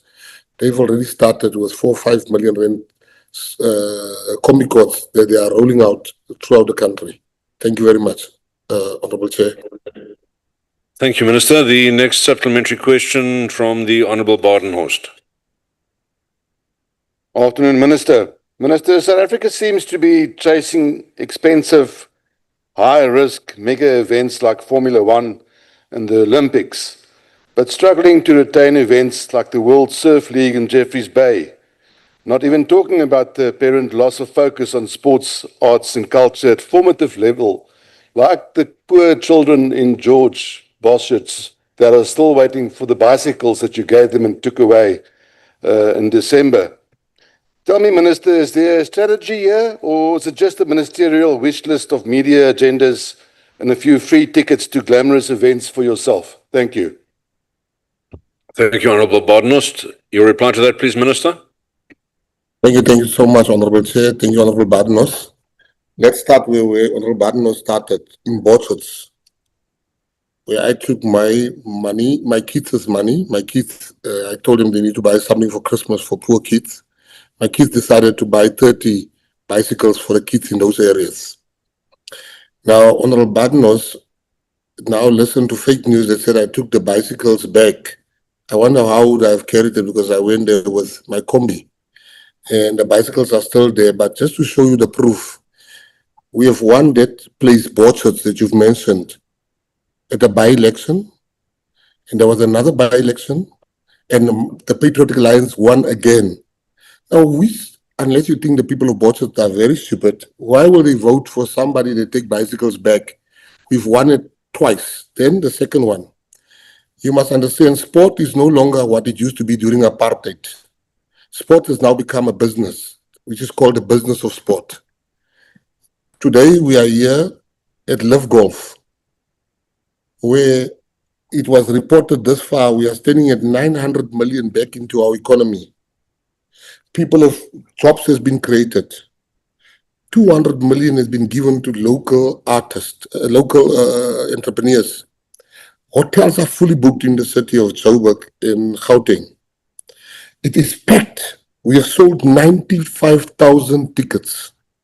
We have given Diepsloot lots of money we put back into Diepsloot to alleviate hunger in Diepsloot.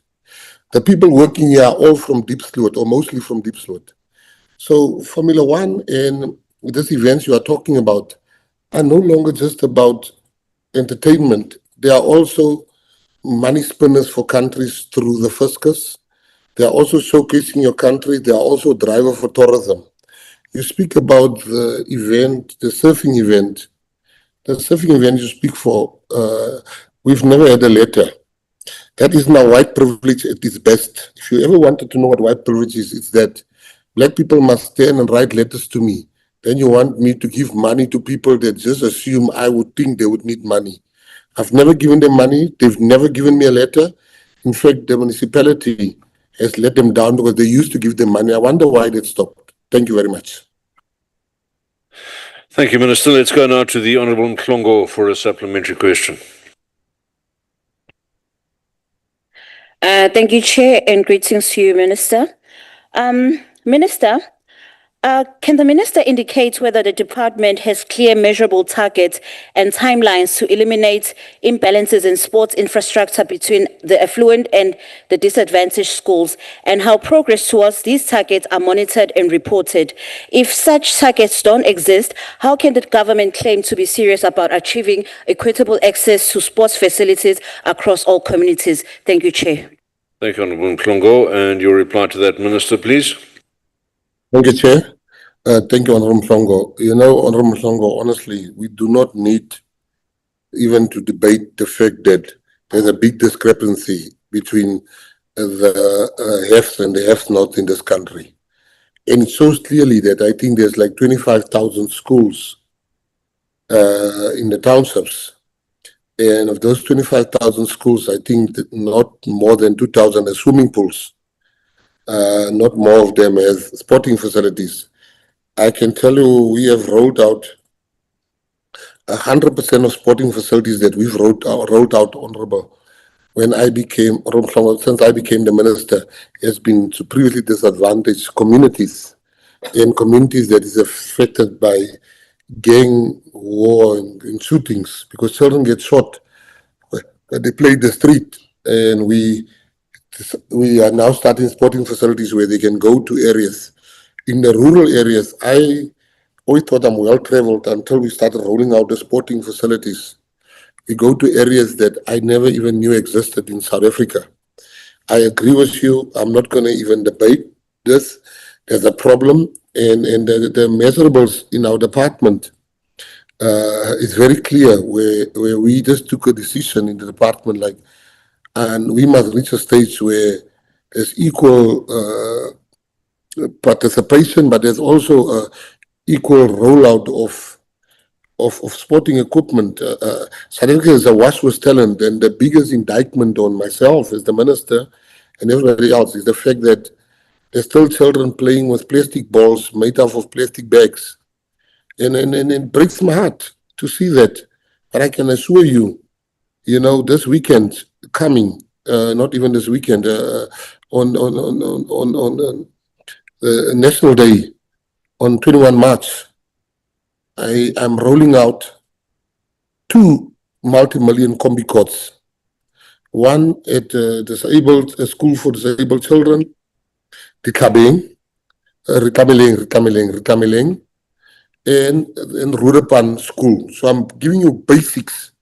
On one day, I want to show you just how serious I am as the Minister of Sports, Arts and Culture, that we are rolling out. We also don't leave our artists living with disabilities behind. And we are rolling out 2 in one day. I thank you so much. Thank you, Minister. We move on to question number 87 now. The question was asked by the Honourable Mokwele. It relates to the naming or the renaming of one of our capital cities. If you can answer question number 87, please, Minister. The South African Geographical Names Council recommended the name change of Pretoria to Tshwane in 2005. That recommendation did not result in the completion of the renaming process. In 2012, the matter was referred back to the City of Tshwane Metropolitan Municipality, which has been the original applicant. Because a significant period of time has passed since the initial recommendation, and it was considered necessary that a fresh and inclusive public consultation process be undertaken. The municipality was accordingly advised to consult again with all affected communities and stakeholders, and if it wished to proceed, to resubmit the matter for consideration through the proper processes. To date, the Department of Sport, Arts and Culture has not received a resubmitted application from the City of Tshwane Metropolitan Municipality or from any other applicant. As matters stand, there's therefore no active process before the department regarding the renaming of Pretoria to Tshwane. The position is therefore straightforward.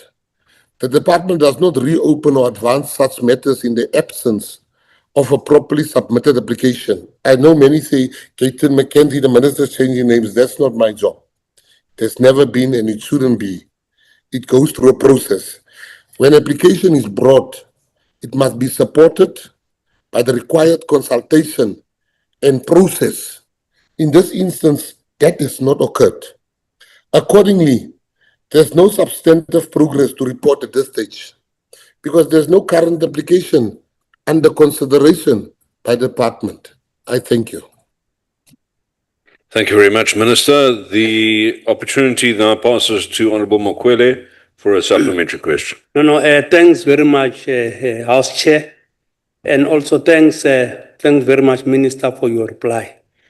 Minister, I just want to remind fellow South African and honorable members in the House that the remaining of cities and towns is driven by the transformative desire to remove colonial and apartheid era legacy and to reflect South African diverse indigenous cultural heritage. Minister, does the minister or your department have an appetite to take up the issue with Tshwane Metropolitan Council to bring to an end this ambiguity about the name of our capital city? I thank you. Thanks, Honourable Mokwele. Minister, would you like to take another stab at answering that? Yeah, I will answer it. Thank you so much, Honourable Chair. It is true, the names, it is just for us to deal with the redress and to fix names that are hurtful, like names like Verwoerd, who was the architect of apartheid, that brings bad memories to people. But I'm also a believer that things should not be done in a spiteful manner. It should not be done to make certain races feel guilty. And I agree with the honourable member that it's a process we have to undertake, no matter how painful it might be. You look at what happened now with Robert Sobukwe. Last year, the application was in front of my desk to change Graf Reinet to Robert Sobukwe. And I sent it back because he didn't comply with all the tick boxes. It didn't tick all the boxes. 8 months thereafter, the application came back and it complied with everything.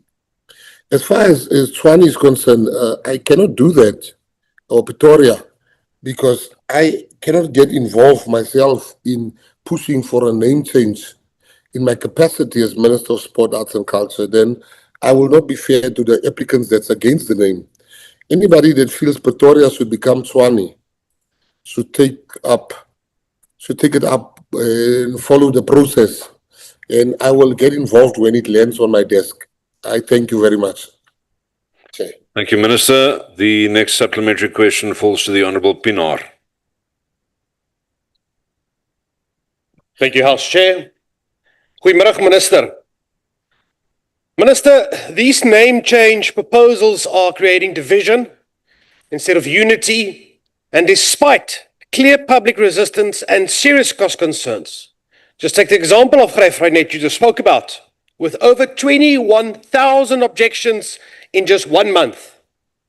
Shows that communities are speaking, but they are not being heard.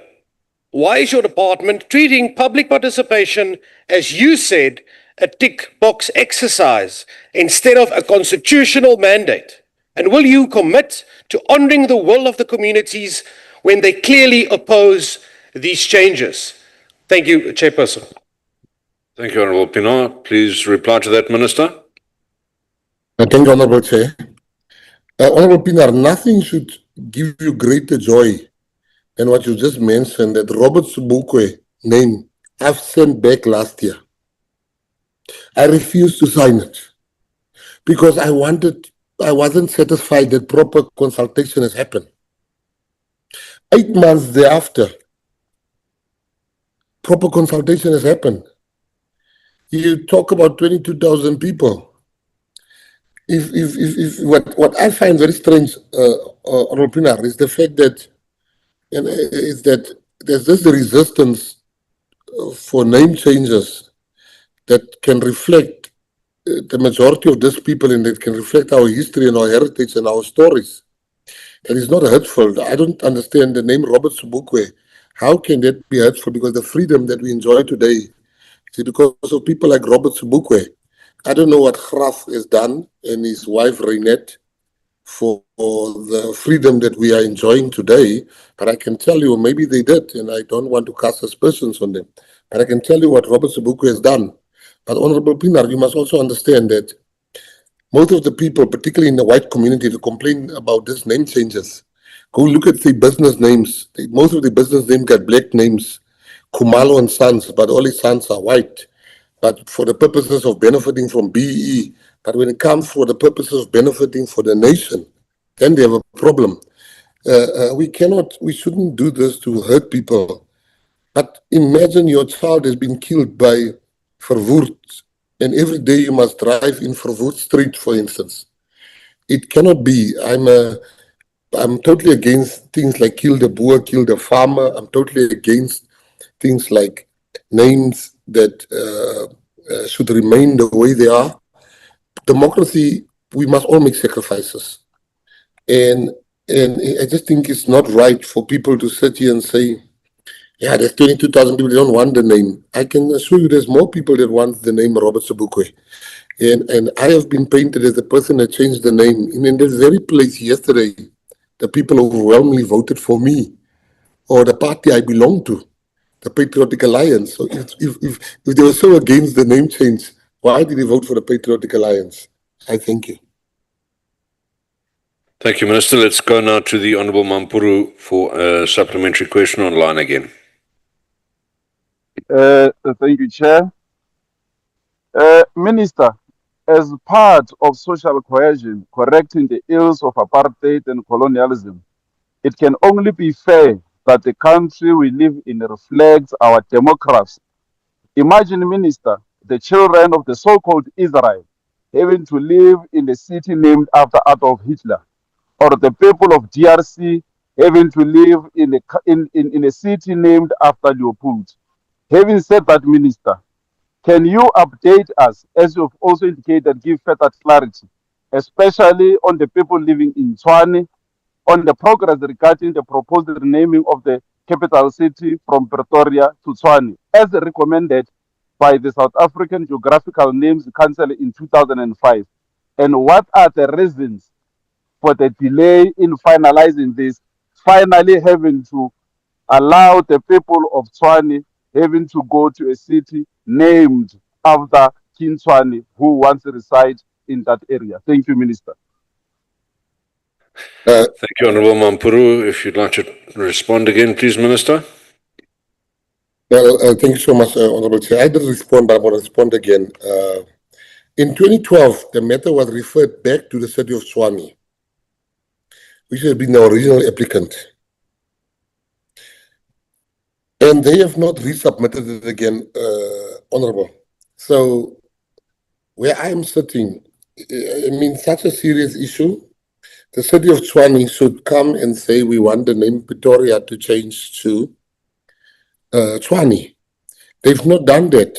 I referred it back because so much years has lapsed, and I just think it's unfair.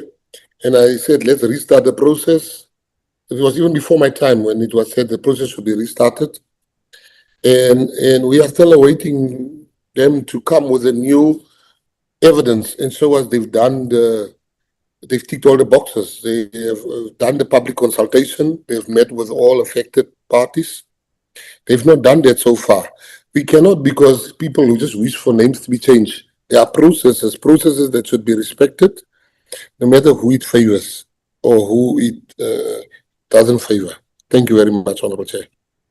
Thank you, Minister. The last supplementary on this particular question comes from Honourable Feni. Chairperson. Yes, Honourable Ekwasi. From my knowledge, the table staff has been informed that I'll be replacing Honorable Feni. No problem at all. Honourable Ekwasi, please continue. Thank you very much, House Chair.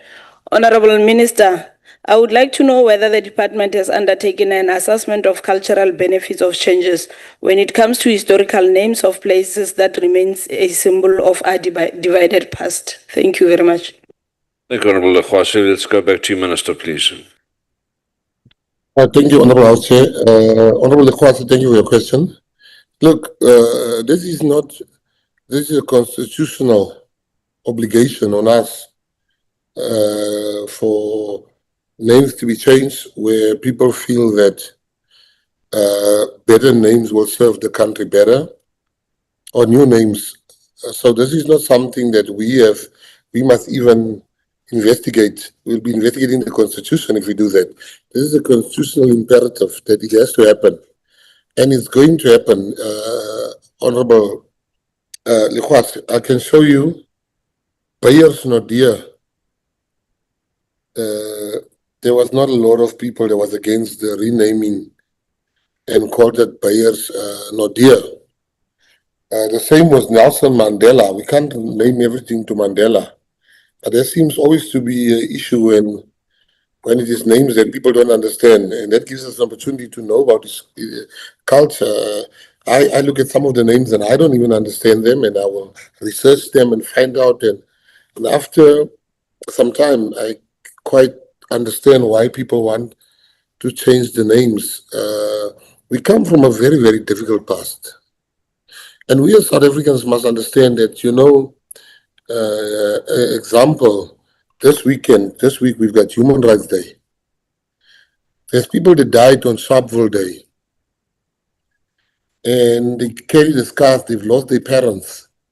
But now for that name to no longer be called Sharpeville Day and now called Human Rights Day is a tremendous sacrifice that I think Black people have to make on their part. I can share a story that, because I still have time to answer, I can share a story that I always thought when Nelson Mandela came out, we're going to take white people's houses. And Nelson Mandela came out and he said, let's work together, let's hold hands. And many of us were angry with Nelson Mandela, but he had the wisdom to understand that unity, social cohesion comes above everything else. And fools like myself then was like, Mandela, can he say that? But now today, with a little bit of wisdom, we realize what Mandela, the same was a Springbok emblem. I was one of the people that said it needs to change. And Mandela also said it shouldn't change. And today, that very same thing that divided us is the most unifying thing in our country. So I want to make an appeal to everyone. It's not nice when you see your mother tongue name is being changed. But yeah, it's also not nice for Black people to hear Human Rights Day. Sharpeville is now Human Rights Day, Dingaan's Day, Reconciliation Day. But this is the path that we chose as South Africans, and we must stick to the path no matter how difficult it gets. Thank you very much. Thank you very much indeed, Minister. The next question is question number 78. Question 78 was posed by the Honourable Mhlongo. It relates to developing or supporting sporting activities. If we can then ask you to reply to question number 78, please, Minister. Thank you, Honourable House Chair. Thank you, Honourable Mhlongo, for the question. The Department supports the development of sport in rural areas, primarily through the Municipal Infrastructure Grant, where 5% of the national allocation is ring-fenced specifically for sports infrastructure. This funding enables municipalities working with provinces to build, upgrade, and rehabilitate sports facilities in communities that would otherwise not have access to such infrastructure. The focus is on expanding access, promoting participation, and ensuring that young people in rural areas have facilities that allow them to take part in organized sport and recreation. Over the past 3 financial years, over the past 3 financial years, a total of 109 sports infrastructure projects have been supported across all 9 provinces. Of these, 50 facilities have been completed and are currently functional, with a further 58 projects still under construction and only 1 cancelled.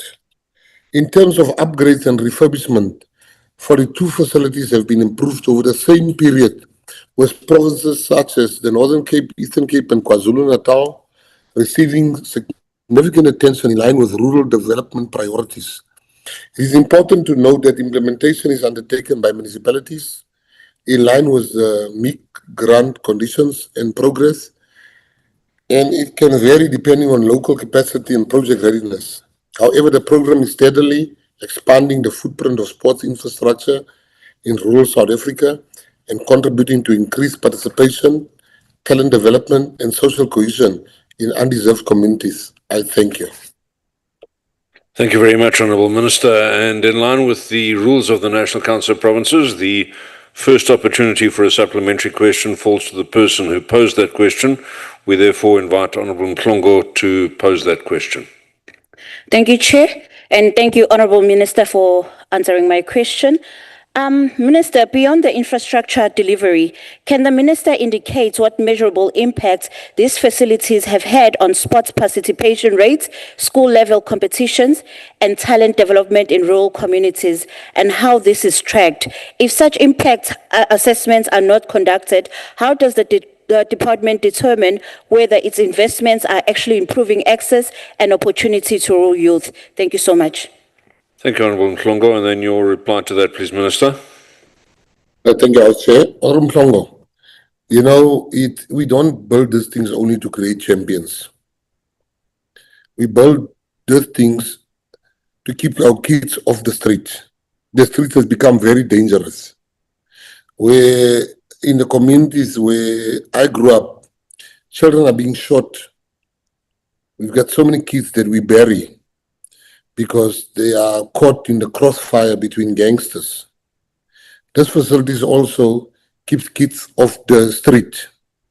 These facilities are also, we say a kid in sport is a kid out of court. Sport comes with certain disciplines that you get taught, disciplines that you might use in business or you might use in everyday life. I can't point to any person that in the year and a half that I've been a minister has become a champion because I've built a sports facility. I hope I'll be able to do that in 3 or 4 years. But for now, I can't do that. But when nothing gives me joy than to drive past those facilities a month or 2 months after opening them, and I see the lines are long of children who want to play, it really brings joy to my heart. It really tells me that this investment is worth every minute and every cent that was spent on it. I thank you so much. Thank you very much, Minister. Let's go now to the next supplementary from the Honourable Finis.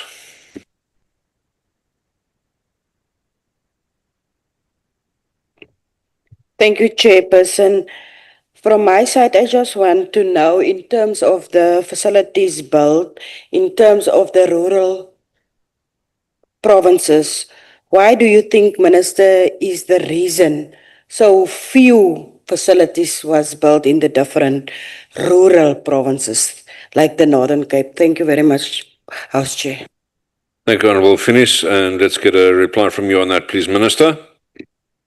Thank you so much, Honourable House Chair. Thank you, Honourable Finis.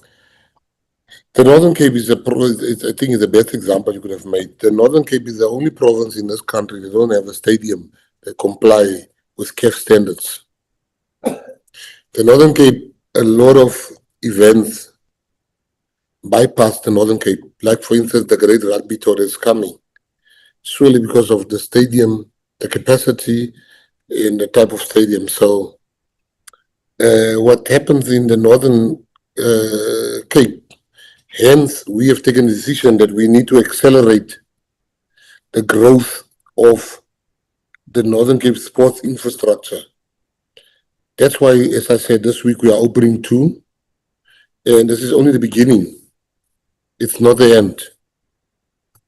It is partly legacy of apartheid, but I think we are 32 years in the new South Africa. We cannot always blame apartheid. We've had 32 years to fix this, but I've got full faith in the GNU that I've seen there's a hunger to turn the corner, and we did indeed. There's a hunger to fix stuff. And while I'm here, I'm going to make sure that places like the Northern Cape are no longer the stepchild of South Africa. Thank you very much, Honourable Finis. Thank you very much, Minister. Let's go now to the Honourable Brits for his follow-up question. Thank you, House Chair. Minister, regarding allegations of irregular procurement of nearly 7 million rand renovations to the Galvindale swimming pool in Gqeberha in 2025, can you confirm today that there was no political interference with your department's decision to select the ELD Empire Trading Pty Limited for this project, notwithstanding allegations of close ties to your political party? Thank you, Honourable Brits. Your reply to that, please, Minister. Thank you so much, Honourable House Chair. Honourable Brits, number one, my department is not the one that gave out the tender. The tender was given out by the Sports Trust. So how could I have involved if the department that I oversee, the money came from our department, it was given to the Sports Trust to select the best. And for you, you might say it's waste of money or whatever. I can tell you that swimming pool was not operating. The children in Galvindale are the very same kids that must face gangsters. The day when myself and MEC Ngongo of the Eastern Cape went to go and open the swimming pool, we found 3,000 kids outside in the sun waiting for this thing to open up.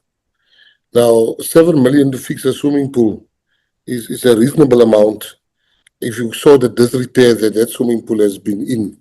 But if anybody knows about any wrongdoing, and when people apply for tenders, we don't ask them which political party they belong to. That's not what the Constitution demands of us. There's a tender form. I've never applied for a tender, so I wouldn't know, but there's a tender form, and I guess it doesn't have your political affiliation on it. I can tell you many of my friends that I know that lives in the Western Cape, that are staunch supporters of the DA, and some of my friends live in Joburg, staunch supporters of the ANC. They fall in these things all the time in provinces, Gauteng and thing, and they never get asked that. I don't think your political affiliation is your constitutional right where you belong. But if you know of anything, the public protector is there, the works are there, the SIU is there. But let us not come to such an august house and cast aspersions without having a shred of proof. I thank you very much. Thank you, Minister. The last supplementary on this particular round is from Honourable Kennedy again.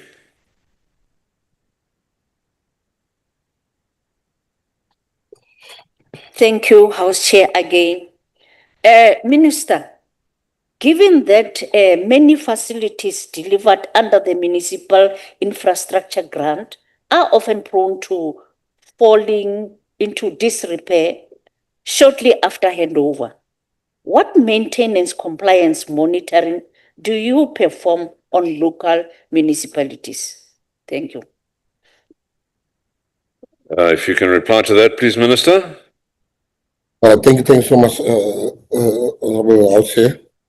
What we've done is the measures I've introduced that I've mentioned earlier to say that we are meeting with the different ministers. We sat down with the different mayors. We said you got the money. I mean, you look at the mayor in George. She did such a good job. In Mayor Jackie, I think is the name. The money we gave her, she made sure every cent goes to the stadium. That I even said to her before she was removed, I even said, you know what, just tell us which other project you still want so that we can do that. So I don't play politics when she's from another party, but she's done such a good job. And sometimes we fail because it's people from our own parties, and I'm talking about myself, that we don't want to address that. And we should change that attitude. But to answer your question, we have now written or about to write to Treasury. It was decided a few days ago that we will withhold the grants of non-performing municipalities. We're asking Treasury if we can be allowed to withhold the grants of municipalities that has not done what they're supposed to do. If we can redirect some of the funds for them to fix and have some money for maintenance. It is an old story that we are trying to fix, and by having it in the schoolyards, by speaking to the principal, by having a 20-year, this combi course we are putting in, for instance, it has a 20-year maintenance free. So for 20 years, it doesn't need maintenance. That's the type of material we are putting in now. Thank you very much. Thank you very much, Minister. We move on to question number 89. Question 89 was asked by the Honourable Masumpa. It relates, here we go. Sorry, I beg your pardon. It relates to sign language as an official language. And if we can have your reply to question 89, please, Minister. Question 89. All right. Yes, Honourable House Chair and Honourable Sumpa, yes, the Department of Sport, Arts and Culture has both plans and programs in place to support the development and promotion of South African Sign Language as the 12th official language of the Republic, as recognized in terms of Section 6 of the Constitution. This work is led through the National Language Service and forms part of the Department's broader commitment to multilingualism, language equity, and the full inclusion of all South Africans, including members of the deaf community. In terms of our plan, the Department is focused on strengthening the development and use of South African Sign Language across society, This includes supporting the development of language resources and terminology, promoting its use in public communication and service delivery, and working in partnership with academic institutions and organizations representing the deaf community to enhance its status and practical use. In terms of programs, meaningful programs has already been made. 2 major projects were completed in 2025-2026 financial year, including the development of a digital South African Sign Language Dictionary with approximately 15,000 video entries, as well as the creation of a computer-readable language repository to support ongoing technological innovation. Building on this foundation, the department is currently supporting new multi-year initiatives focused on digital learning tools, translation, technologies, and training systems, all aimed at expanding access to education, services, information through South African Sign Language.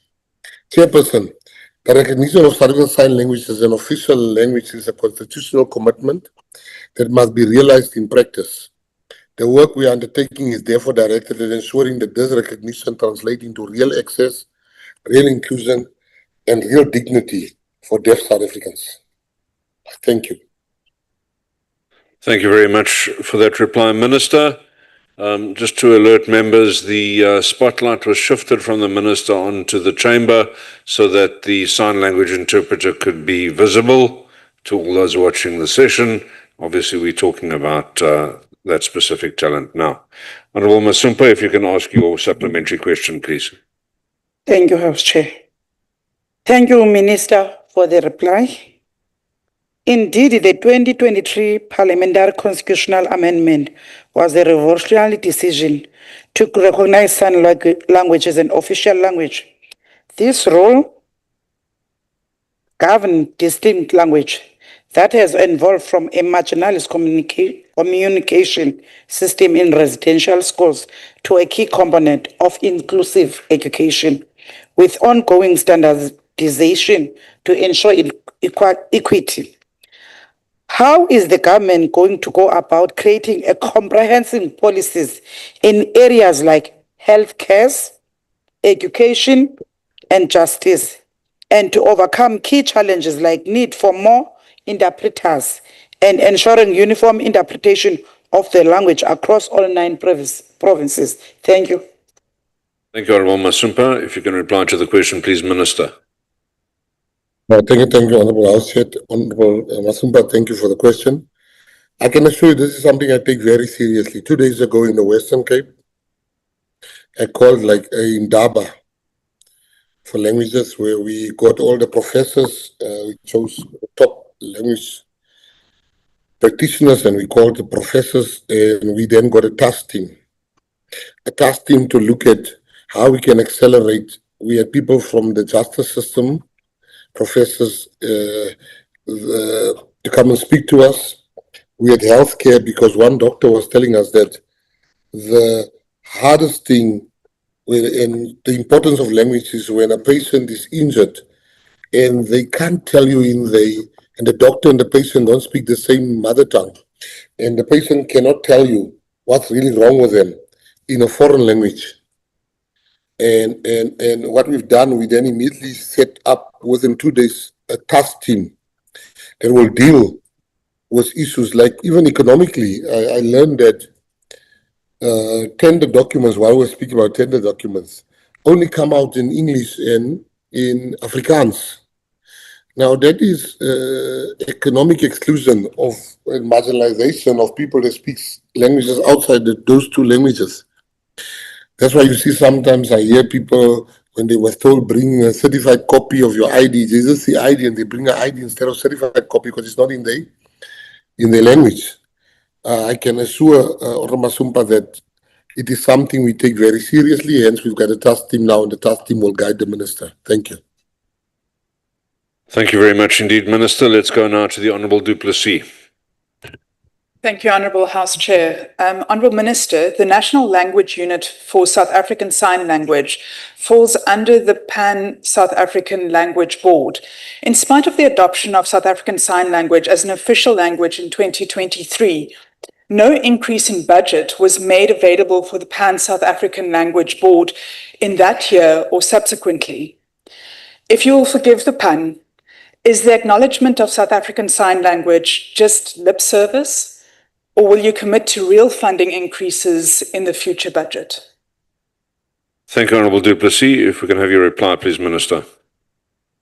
Honourable Du Plessis, thank you very much for the question. Thank you, Honourable House Chair.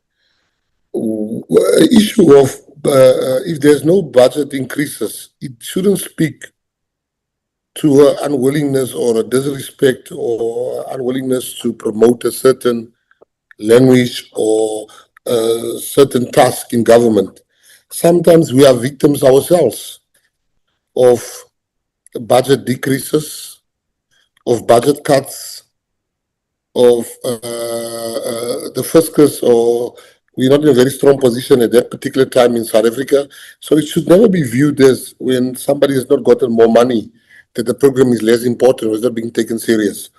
I think you must be very heart of heart if not to understand that we still have a long way to go when it comes to sign language, and sign language is top of the agenda, as it should be.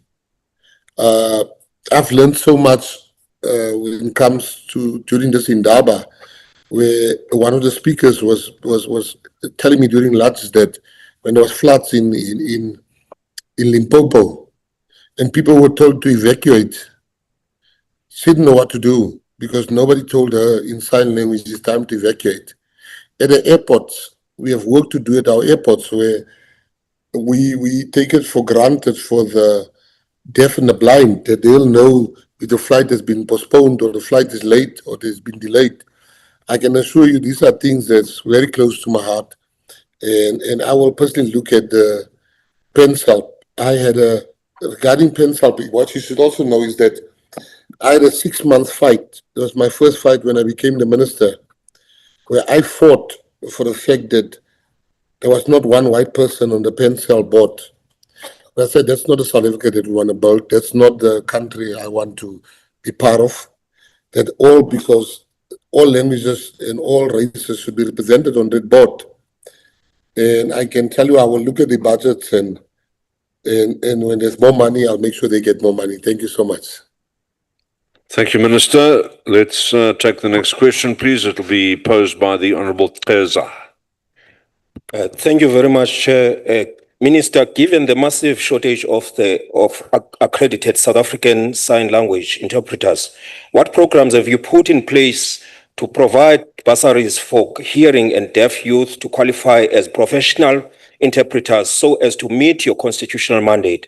And what measures have you put in place to ensure that the South African Sign Language receives the same level of institutional support and funding as English and Afrikaans rather than being treated as a token addition to the Constitution? Thank you very much.